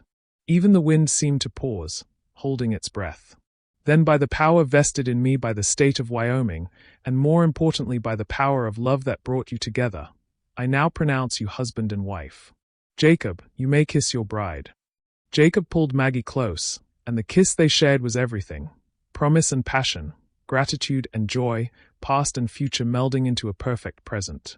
When they finally broke apart, both breathless, the assembled guests erupted in applause and cheers. Ladies and gentlemen, Pastor William announced, his voice ringing with joy, I present to you Mr. and Mrs. Jacob Thornton. Maggie and Jacob walked back down the aisle together, hand in hand, while their guests threw wildflower petals and congratulated them. The sun was setting now, painting the sky in shades of orange and pink that seemed too beautiful to be real. But it was real. All of it was real. The love, the commitment, the community celebrating with them. The reception was held in the barn, which had been cleaned and decorated with fairy lights and more wildflowers. There was a simple dinner of beef from Jacob's cattle, vegetables from local farms, desserts made by friends and neighbors. There was dancing to the guitarist's music, toasts that ranged from funny to moving, moments of pure joy that felt like bottled sunshine. Donna gave a toast that left everyone in tears. A year ago, I thought I was too old to change my life, she said, raising her glass. I'd accepted that this was it, no education, no opportunities, just surviving until I stopped. Then I met Maggie in that classroom, and she showed me something I'd forgotten. That it's never too late to become who you're meant to be. Watching her fight for her right to be happy gave me courage to fight for mine. So here's to Maggie and Jacob. Proof that broken people can build beautiful things, that second chances are real, and that love pulls people together not despite their brokenness but because of it. Patricia's toast was shorter but no less meaningful. To Margaret and Jacob, she said simply, may your love honor what came before while creating something entirely new. Robert would be happy for you, Margaret. And so am I. As the evening wore on and the party showed no signs of ending, Maggie found herself standing at the edge of the barn, watching her new husband dance with Clara, watching Patricia laugh with Dr. Chen, watching all these different pieces of her life fitting together into something coherent and beautiful. Michael Chen approached, standing beside her in comfortable silence for a moment. Robert would have loved this, he said finally. Not the party, though he would have loved that too, but seeing you this happy. This is alive. He used to worry, you know, about what would happen to you if something happened to him. He knew how the world treated women like you, how much courage it took for you to exist fully in spaces that weren't designed for you. Maggie turned to look at him, surprised. He worried about that. All the time, Michael confirmed. He'd say, what if something happens to me? What if Maggie forgets how extraordinary she is? What if she lets the world make her small again? And I'd tell him he was being morbid, that nothing was going to happen to him, that he needed to stop worrying about hypotheticals. His voice cracked. I wish I'd taken those conversations more seriously. I wish I'd promised him I'd look out for you. You did, Maggie said firmly. You wrote that statement for the lawsuit. You stood up with Jacob today. You're here, celebrating with me. That's looking out for me, Michael. He nodded, wiping his eyes. He'd like Jacob. I'm sure of that. Jacob's the kind of man who sees what matters, who values substance over surface. That's what Robert always looked for in people. Thank you, Maggie whispered, for telling me that, for keeping Robert's memory alive in ways that help instead of hurt. As midnight approached, Jacob found Maggie and pulled her aside. Ready to go? He asked. They'd decided against a honeymoon. The ranch demanded too much attention in the fall, and besides, they'd have a lifetime together. Instead, they planned to spend the next week at home, just the two of them, settling into being married. They said their goodbyes to lingering guests, accepted final hugs and congratulations, and walked hand in hand back to the house. Someone, probably Clara, had decorated their bedroom with candles and flowers, creating a space that felt both romantic and sacred. Jacob closed the door behind them, and suddenly they were alone, husband and wife, Mr. and Mrs. Thornton, partners in every sense. We did it, Maggie said, a smile spreading across her face. We actually did it. We did, Jacob confirmed, pulling her close. And Maggie, I've never been happier in my entire life than I am right now, in this moment, with you. They made love slowly, reverently, as newlyweds discovering each other in a new context. Every touch carried the weight of vows spoken, promises made, commitment chosen. And when they finally fell asleep, tangled together in sheets that smelled like home, both of them felt the profound peace that comes from being exactly where you're meant to be, with exactly who you're meant to be with. The next morning, Maggie woke to find Jacob already up, standing at the window looking out over the ranch. She joined him, wrapping her arms around his waist, pressing her cheek against his back. What are you thinking about? She asked. About how different my life looks now than it did a year ago, Jacob said. How empty this house was, how lonely I was, how convinced I was that this was all there was: work and solitude and acceptance of limitations. He turned to face her.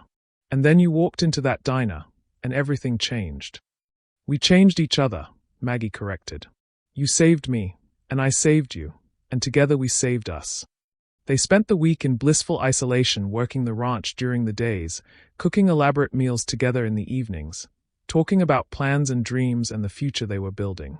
They talked about maybe expanding the cattle operation, about Maggie possibly writing a book about her experience navigating grief and second chances, about eventually having kids, either biological or adopted or fostered.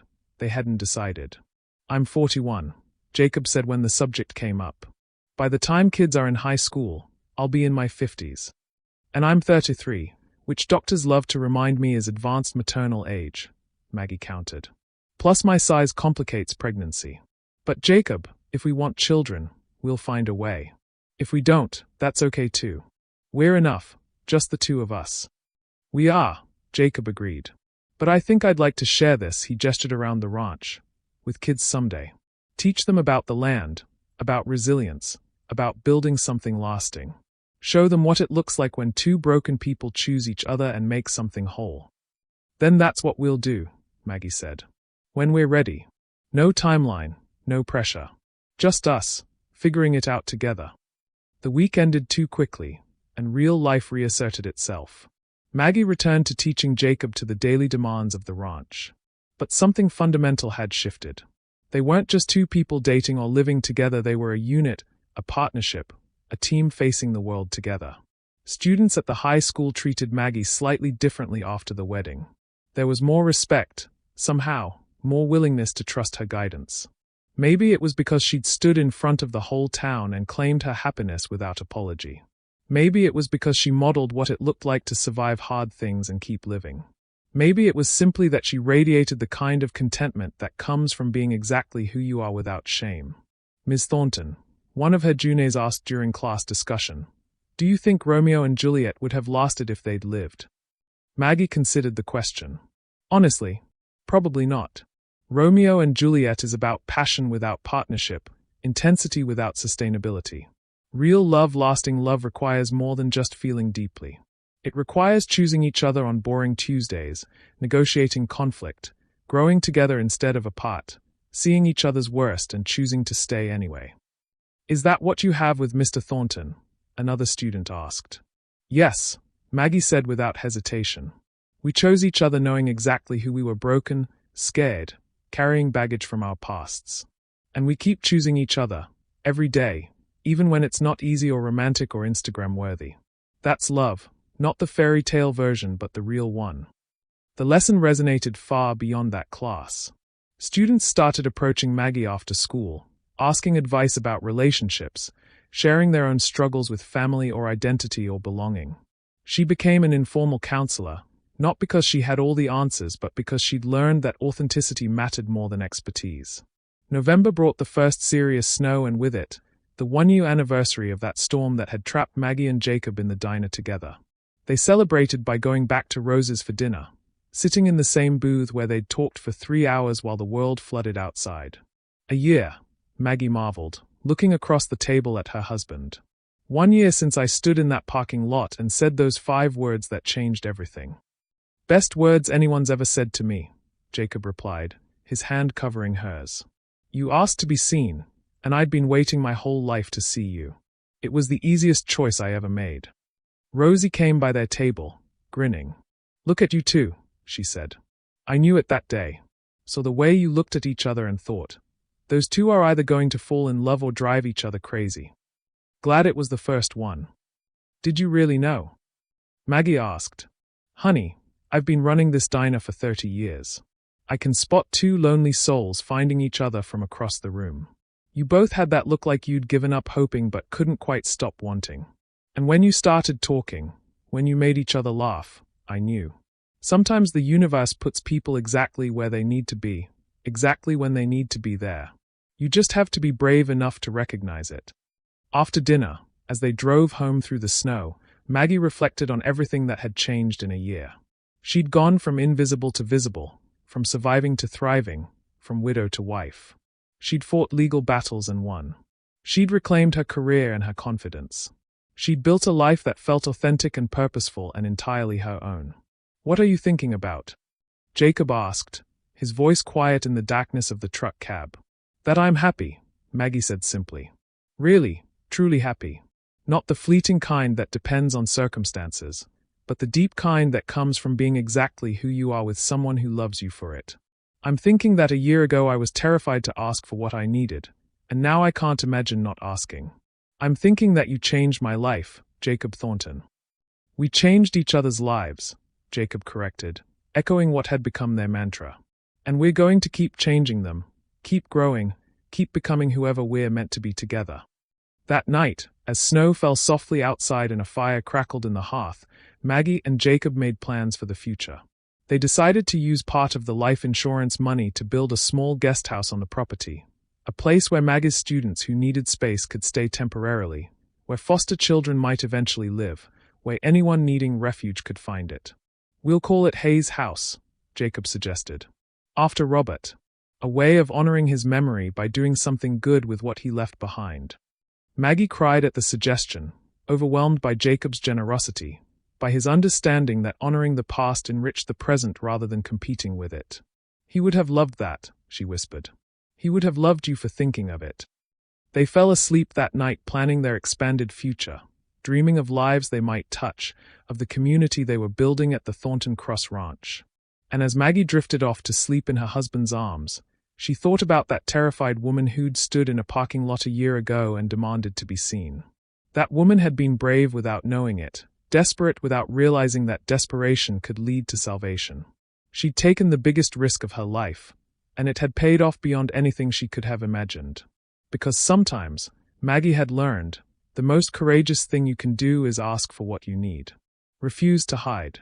Claim your right to happiness without apology. And trust that somewhere out there, someone is waiting to see you really see you and recognize that you're exactly what they've been looking for too. Spring arrived the following year with an explosion of wildflowers across the ranch, purple lupine and yellow arrowleaf balsamroot carpeting the pastures, creating a landscape so beautiful it didn't seem real. Maggie had been Mrs. Thornton for 6 months now, and the title fit like a well-worn pair of boots, comfortable, natural, entirely hers. The school year was winding down, and Maggie's first full year back teaching had exceeded every expectation. Her English classes had the highest test scores in the district, but more importantly, her students were writing with honesty and vulnerability that other teachers marveled at. She'd created a classroom culture where struggle was normalized, where imperfection was expected, where growth mattered more than perfection. "You make them feel safe," Dr. Chen said during Maggie's end-of-year evaluation. "They trust you because you've shown them your own humanity, your own journey through hard things. That's rare, Maggie. Most teachers maintain distance. You've figured out how to be both professional and authentic, and it's transformative." The adult education program had grown too. What started with 15 students now had a waiting list.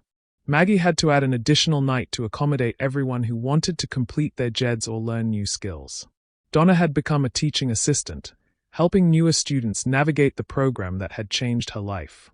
"You gave me purpose again," Donna told Maggie during one of their planning sessions. "Not just for education purposes. A reason to show up, to keep trying, to believe I matter. I want to give that to others." Construction on Hayes House began in April. It was a modest structure with 2 bedrooms, a small kitchen, and a living area with large windows overlooking the pastures. Jacob and Maggie had decided to make it available to anyone who needed temporary housing while getting back on their feet, students escaping abusive homes, women leaving difficult situations, young people aging out of foster care with nowhere to go. "Robert would be so proud," Patricia said when she visited the construction site in May. She'd become a regular presence at the ranch, stopping by for Sunday dinners, helping Maggie with wedding thank you notes, slowly building a relationship based on mutual respect rather than obligation or grief. She'd also started volunteering at a grief support group in Casper, helping newly widowed people navigate the early stages of loss. "You inspired me," she told Maggie. "Watching you fight for your right to keep living showed me I needed to do the same. I'd been stuck in my grief for 3 years, using it as an excuse to not engage with life. But you proved that honoring the dead doesn't require dying with them." The town's attitudes toward Maggie and Jacob had shifted almost completely. What had once been scandalous gossip was now accepted reality. The Hayes widow and the scarred rancher had found each other, married, and were building something beautiful together. A few holdouts still whispered disapprovingly, but they were increasingly irrelevant voices drowned out by broader acceptance. The local paper even ran a feature story about their journey. Second Chances: How 2 Piedmont residents found love after loss. Maggie had been hesitant about the publicity, worried it would invite fresh judgment, but the response had been overwhelmingly positive. Letters poured in from people across Wyoming sharing their own stories of loss and recovery, thanking Maggie and Jacob for showing that life could continue after devastation. One letter in particular moved Maggie to tears.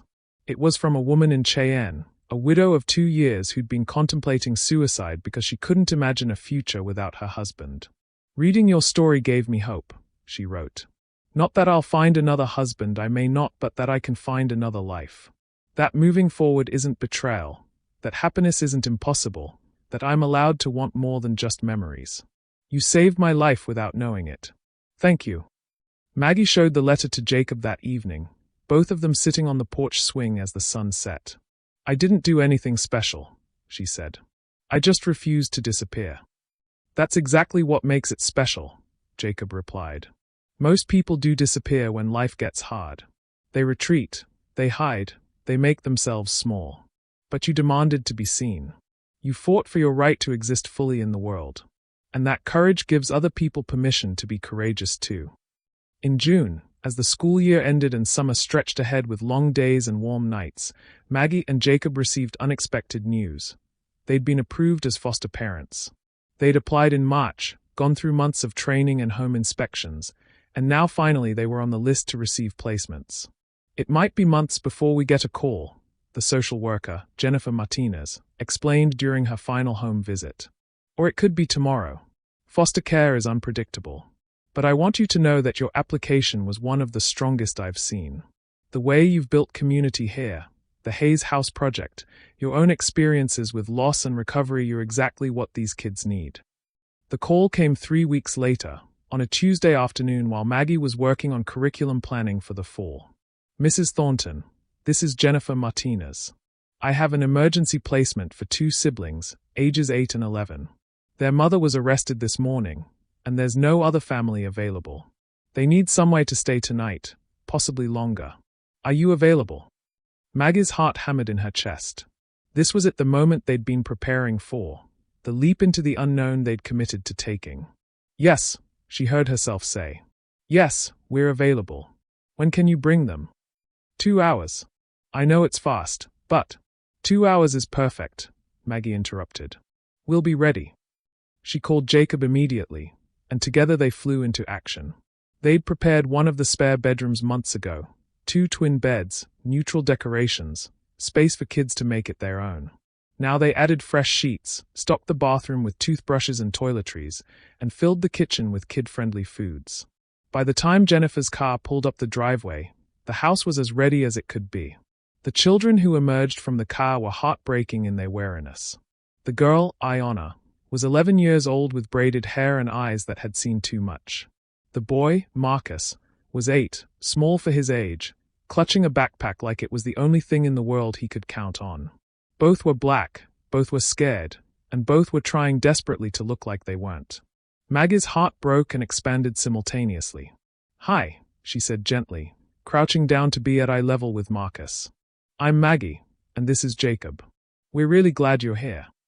"We don't want to be here," Iona said, her voice hard with the kind of premature adulthood that trauma creates. "We want to be with our mom." "I know," Maggie said honestly. "And I'm sorry you can't be right now. But while you're here, we're going to take care of you the best we can. You're safe here. You're wanted here. And nothing bad is going to happen to you here." "That's what they always say," Iona muttered, but some of the hardness had left her voice. The first night was difficult. Marcus cried himself to sleep. Iona refused dinner and stayed barricaded in their room. Maggie and Jacob took turns checking on them, offering comfort that was rejected but providing presence anyway, showing up even when it wasn't wanted, because that's what love looked like. The second day was marginally better. Marcus emerged for breakfast, eating 3 helpings of pancakes without speaking. Iona agreed to a tour of the ranch, her face carefully neutral even when she was clearly impressed by the horses and cattle. By evening, they were both sitting on the porch with Maggie and Jacob, listening to stories about the ranch without contributing their own. The third day, something shifted. Jacob took Marcus out to help feed the cattle, and the boy came back covered in mud and laughing, actually laughing for the first time since arriving. Iona found Maggie in the kitchen and asked, quietly, if she could help with dinner. "I used to cook for Marcus," Iona explained, her guard coming down slightly. "When Mom was working. I'm pretty good at it." "Then you're hired," Maggie said immediately. "I could use an assistant chef." They made dinner together with spaghetti and garlic bread, simple but satisfying. And as they worked side by side, Iona started talking. Not about the trauma, not about her mother's arrest, but about school and friends and a book she'd been reading. Normal things. Kid things. The things she should be worried about instead of survival. Over the following weeks, the children settled in with the tentative trust of people who'd been disappointed before but couldn't quite help hoping anyway. Marcus attached himself to Jacob, following him everywhere, absorbing lessons about ranching and responsibility and what it meant to be a man who showed up consistently. Iona bonded with Maggie over cooking and books, slowly revealing the bright, curious child underneath the hardened protector. Their mother was in jail awaiting trial on drug charges. The outlook wasn't good. She'd violated probation, and this was her third offense. The social worker was honest with Maggie and Jacob.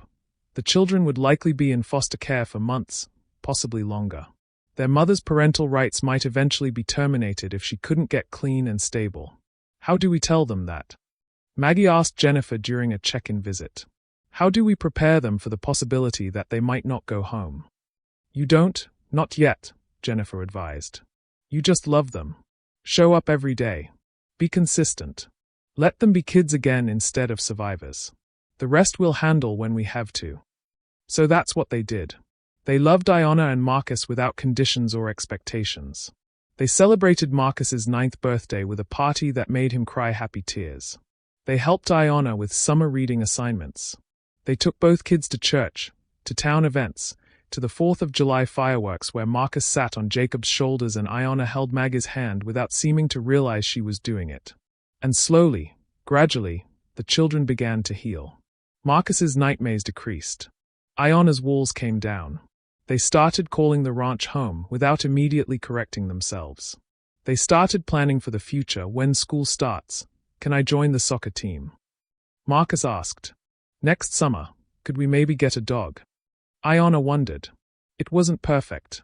There were still hard days, still moments when Iona shut down or Marcus regressed. There were phone calls with their mother that left both children devastated. There were court dates and social worker visits that reminded everyone that this situation was temporary, contingent, fragile. But there was also joy. Marcus teaches Iona to ride horses. Iona helps Maggie bake cookies for the church fundraiser.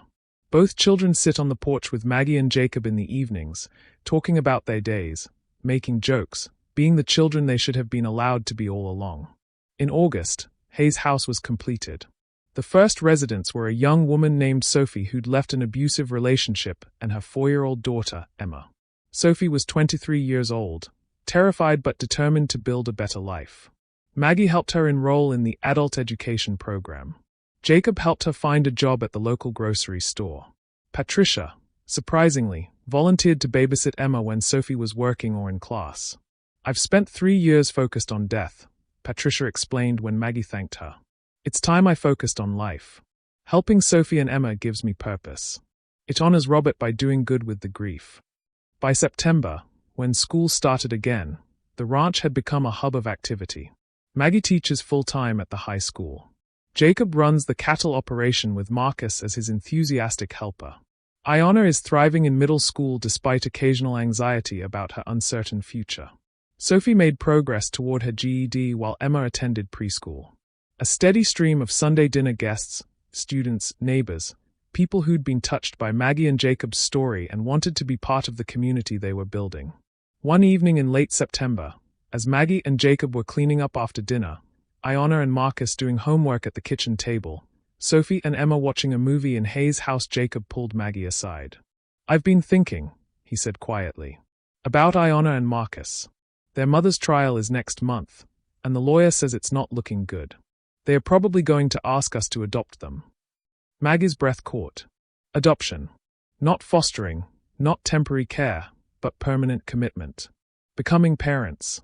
How do you feel about that? She asked. Terrified, Jacob admitted. And more certain than I've been about anything except marrying you. These kids, they're ours, Maggie. Not legally yet, but in every way that matters. Marcus calls me Dad, when he thinks I'm not listening. Iona asked you last week how to make your grandmother's recipe because she wants to learn family traditions. They belong here. With us. Yes, Maggie said, her eyes filling with tears. If they ask us, yes. 1,000 times yes. The social worker called 2 weeks later. Marcus and Iona's mother had been sentenced to 5 years in prison. She'd voluntarily surrendered her parental rights, saying she wanted her children to have stability and safety she couldn't provide. Would Maggie and Jacob be willing to adopt? They said yes immediately. Then they sat down with Iona and Marcus, explaining what it meant, what would change and what would stay the same, making sure the children understood they had a choice in this too.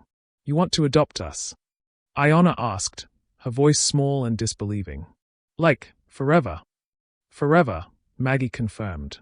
If you want that. You'd be Iona Thornton and Marcus Thornton. You'd be our children, legally and officially. But more importantly, you'd be family. You already are family, but this would make it permanent. Marcus looked at Jacob with wide eyes. Would you really be my dad? Like, my actual dad?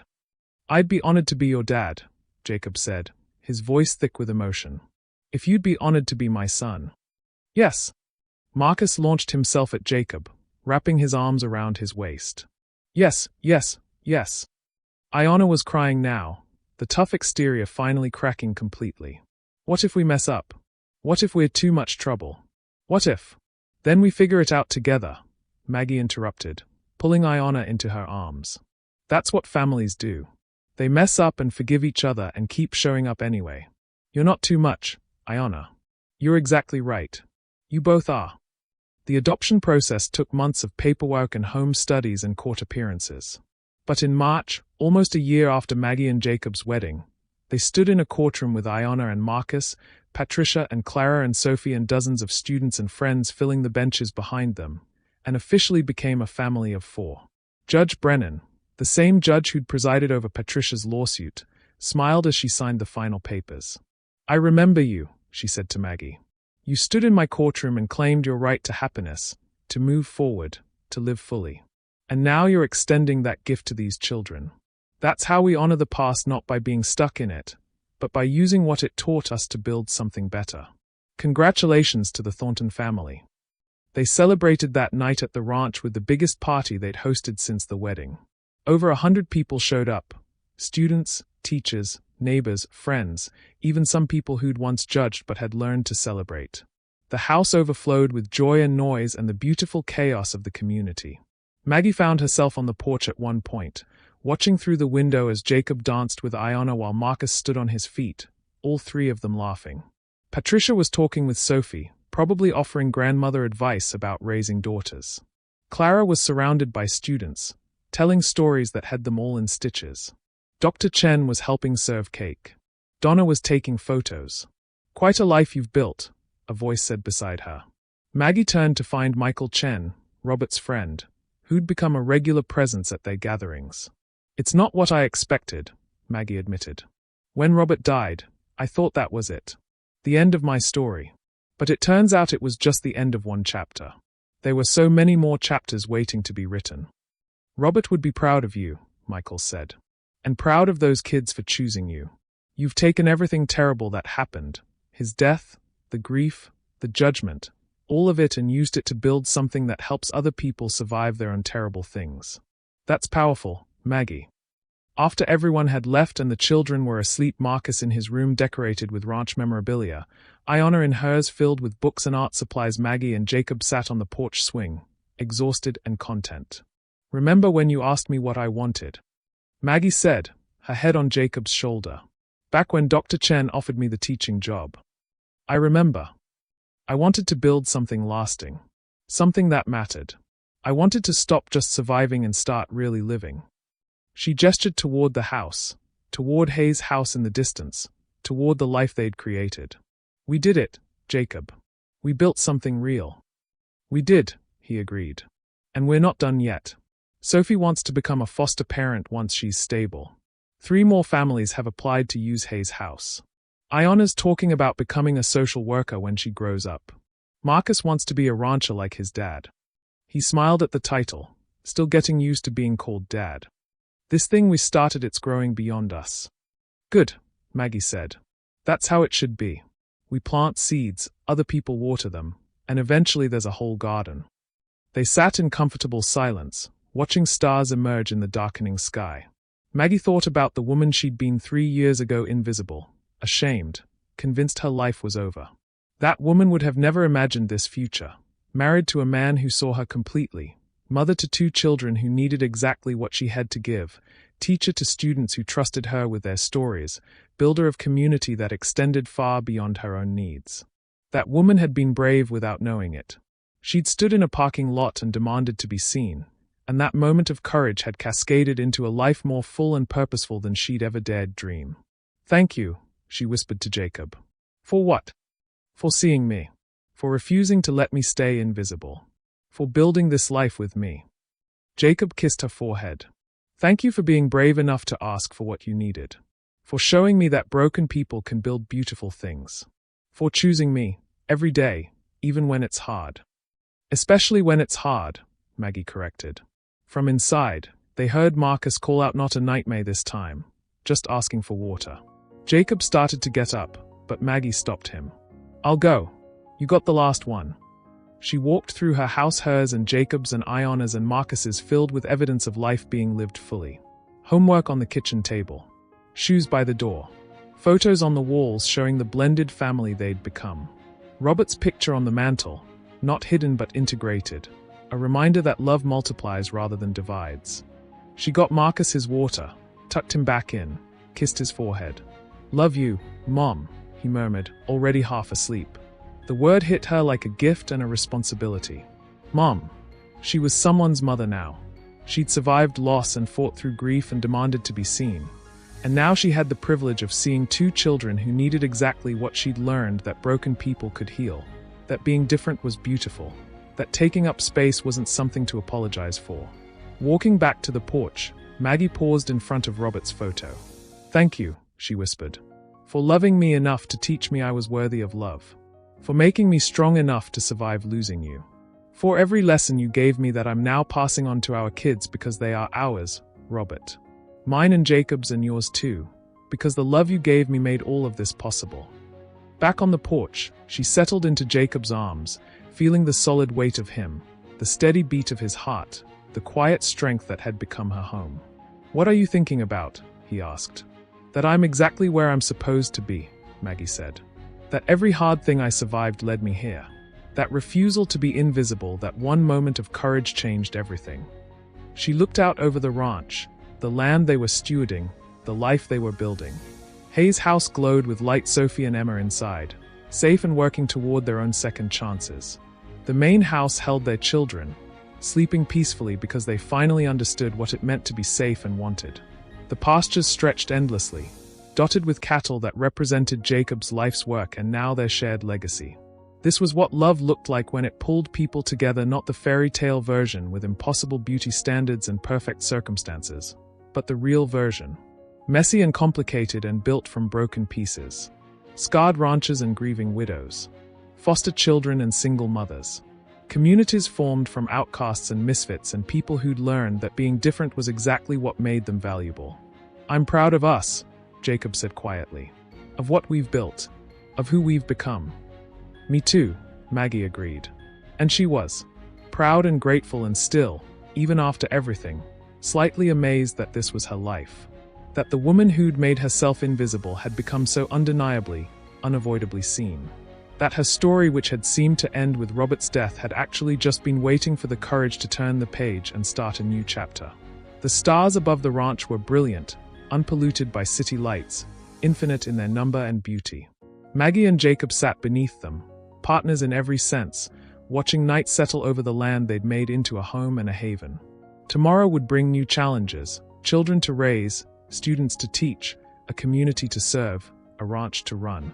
But tonight, there was only this, 2 people who'd found each other when they'd both stopped looking, who'd chosen to be seen when hiding was easier, who'd built something beautiful from the wreckage of loss. Tonight, there was love. Not the perfect, painless kind, but the real kind, hard-won and daily-chosen and powerful enough to change lives far beyond their own. And for Maggie Thornton, formerly Hayes, formerly invisible, now gloriously, undeniably present, that was more than enough. It was everything. 5 years later, Maggie stood in front of her high school English class on the last day of school, looking at faces that had become familiar and dear over the academic year. Iona was 16 now, confident and compassionate, planning to study social work in college. Marcus was 13, tall and strong, already helping Jacob train the new ranch hands. Sophie had graduated from nursing school and was working at the county hospital, Emma starting kindergarten in the fall. Hayes' house had expanded 3 cottages now instead of 1, housing families in transition, offering the kind of temporary stability that made permanent change possible. Over 20 families had passed through in 5 years, most moving on to independence, a few becoming permanent parts of the Thornton extended family. "Before you go," Maggie said to her students, "I want to leave you with something. Not about Shakespeare or grammar, but about life." The room quieted. They'd learned over the years that when Ms. Thornton got serious, it was worth listening to. "You're going to face hard things," Maggie said. "Loss and grief and rejection and failure. Things that make you want to disappear, to make yourself small, to hide from the world. And in those moments, you'll have a choice to stay invisible or to demand to be seen." She thought about that parking lot 5 years ago, about standing in front of Jacob and claiming her right to be desired, to be known, to exist fully in the world. "Choose to be seen," she said firmly.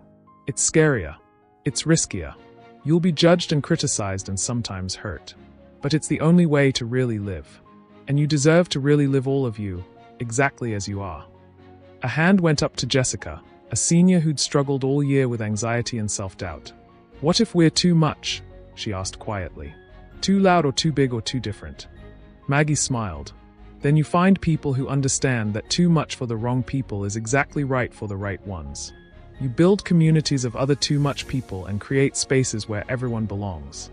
You refuse to shrink just to fit into rooms that were never designed for you in the first place." After class, Jessica stayed behind. "Thank you," she said, "for being honest about your life. For showing us that we don't have to be perfect to be worthy. My mom is a widow too, and watching you seeing you be happy again, it gave her permission to start dating. She's getting married next month. Tell her congratulations," Maggie said, hugging this young woman who'd bloomed over the years from anxious to confident. "And tell her that happiness doesn't dishonor the past. It honors what we learned from it." That evening, the Thornton family gathered on the porch for their nightly tradition dinner together, followed by watching the sunset while everyone shared their best and worst moments from the day. It had started as a way to help Iona and Marcus process their feelings when they first arrived, but it had become something sacred, a ritual that grounded them all. "Best moment," Jacob started, as he always did, watching Marcus successfully deliver his first calf completely on his own. "Worst moment, realizing my son is getting so good at this that he doesn't need me anymore." "I'll always need you, Dad," Marcus said immediately, his voice cracking with early adolescence and emotion. "You taught me everything." Iona went next. Best moment, getting accepted into the summer social work internship. Worst moment, realizing that means leaving the ranch for 6 weeks. "We'll miss you," Maggie said. "But we're so proud of you." Sophie joined them from Hayes' house, Emma climbing into Maggie's lap. She'd started calling Maggie Nana 6 months ago, a title that made Maggie cry every time. Best moment, Emma drew a picture of our family at preschool today. She included all of us, Maggie, Jacob, Iona, Marcus, even Aunt Patricia. Worst moment, realizing I can't remember what it felt like to be scared anymore. I'm just happy. Maggie went last. Best moment, Jessica telling me that my story gave her mother permission to be happy again. Worst moment, she paused, considering, then smiled. There wasn't one. Today was just good. As darkness fell and stars emerged, the family gradually dispersed. Marcus to finish homework, Iona to call her biological mother, who'd gotten clean in prison and was being released next year, a relationship they were carefully rebuilding. Sophie and Emma back to their cottage. Maggie and Jacob remained on the porch swing, as they did every night, processing the day and preparing for tomorrow. You know what I realized today? Maggie said. It's been 5 years since that storm. 5 years since I stood in a parking lot and said 5 words that changed both our lives. Best 5 words anyone ever said to me, Jacob replied, kissing her temple. Still true. We've built something good here, Maggie continued, looking out over the property, the main house, Hayes House cottages, the barns and pastures, all of it glowing softly in the twilight. Something that matters beyond just us. We have, Jacob agreed. And it started because you were brave enough to ask for what you needed, to refuse to stay invisible. Everything else grew from that one moment of courage. Maggie thought about the woman she'd been 5 years ago, broken and grieving, trying desperately to disappear, convinced her life had ended with Roberts. She thought about the long journey from there to here, the battles fought and won, the community built from scattered pieces. And she thought about all the lives that had been touched because she'd demanded to be seen, students who learned that struggle didn't define them, foster children who discovered what safety felt like, Sophie and Emma who'd found family when they needed it most, even Patricia who'd learned that honoring the dead meant choosing to keep living. "Thank you," she said to Jacob, "not for the first time and certainly not the last." "For what?" he asked, as he always did. "For seeing me. Then and now and always." "Thank you for being brave enough to ask me to," he replied. They sat in comfortable silence as night deepened around them.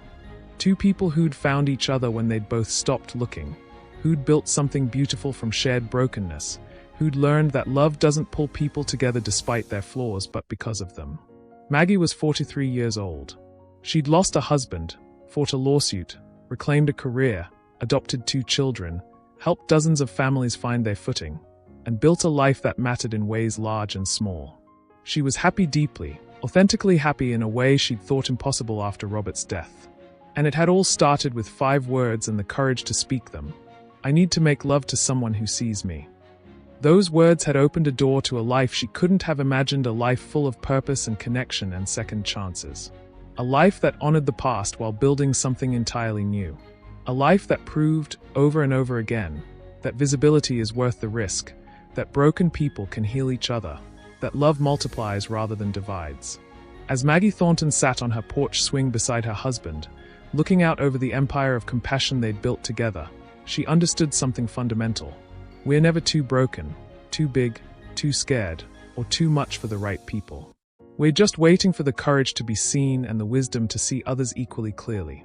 And once we find that courage, once we demand our place in the world without apology, there's no limit to what we can build, who we can help, or how far our influence can reach. That parking lot conversation 5 years ago, it hadn't just changed Maggie's life or Jacob's.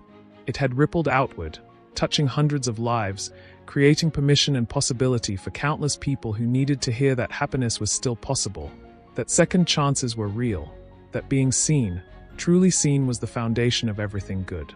And it all started with refusing to stay invisible, with demanding to be seen, with 5 words and unshakable courage. The end.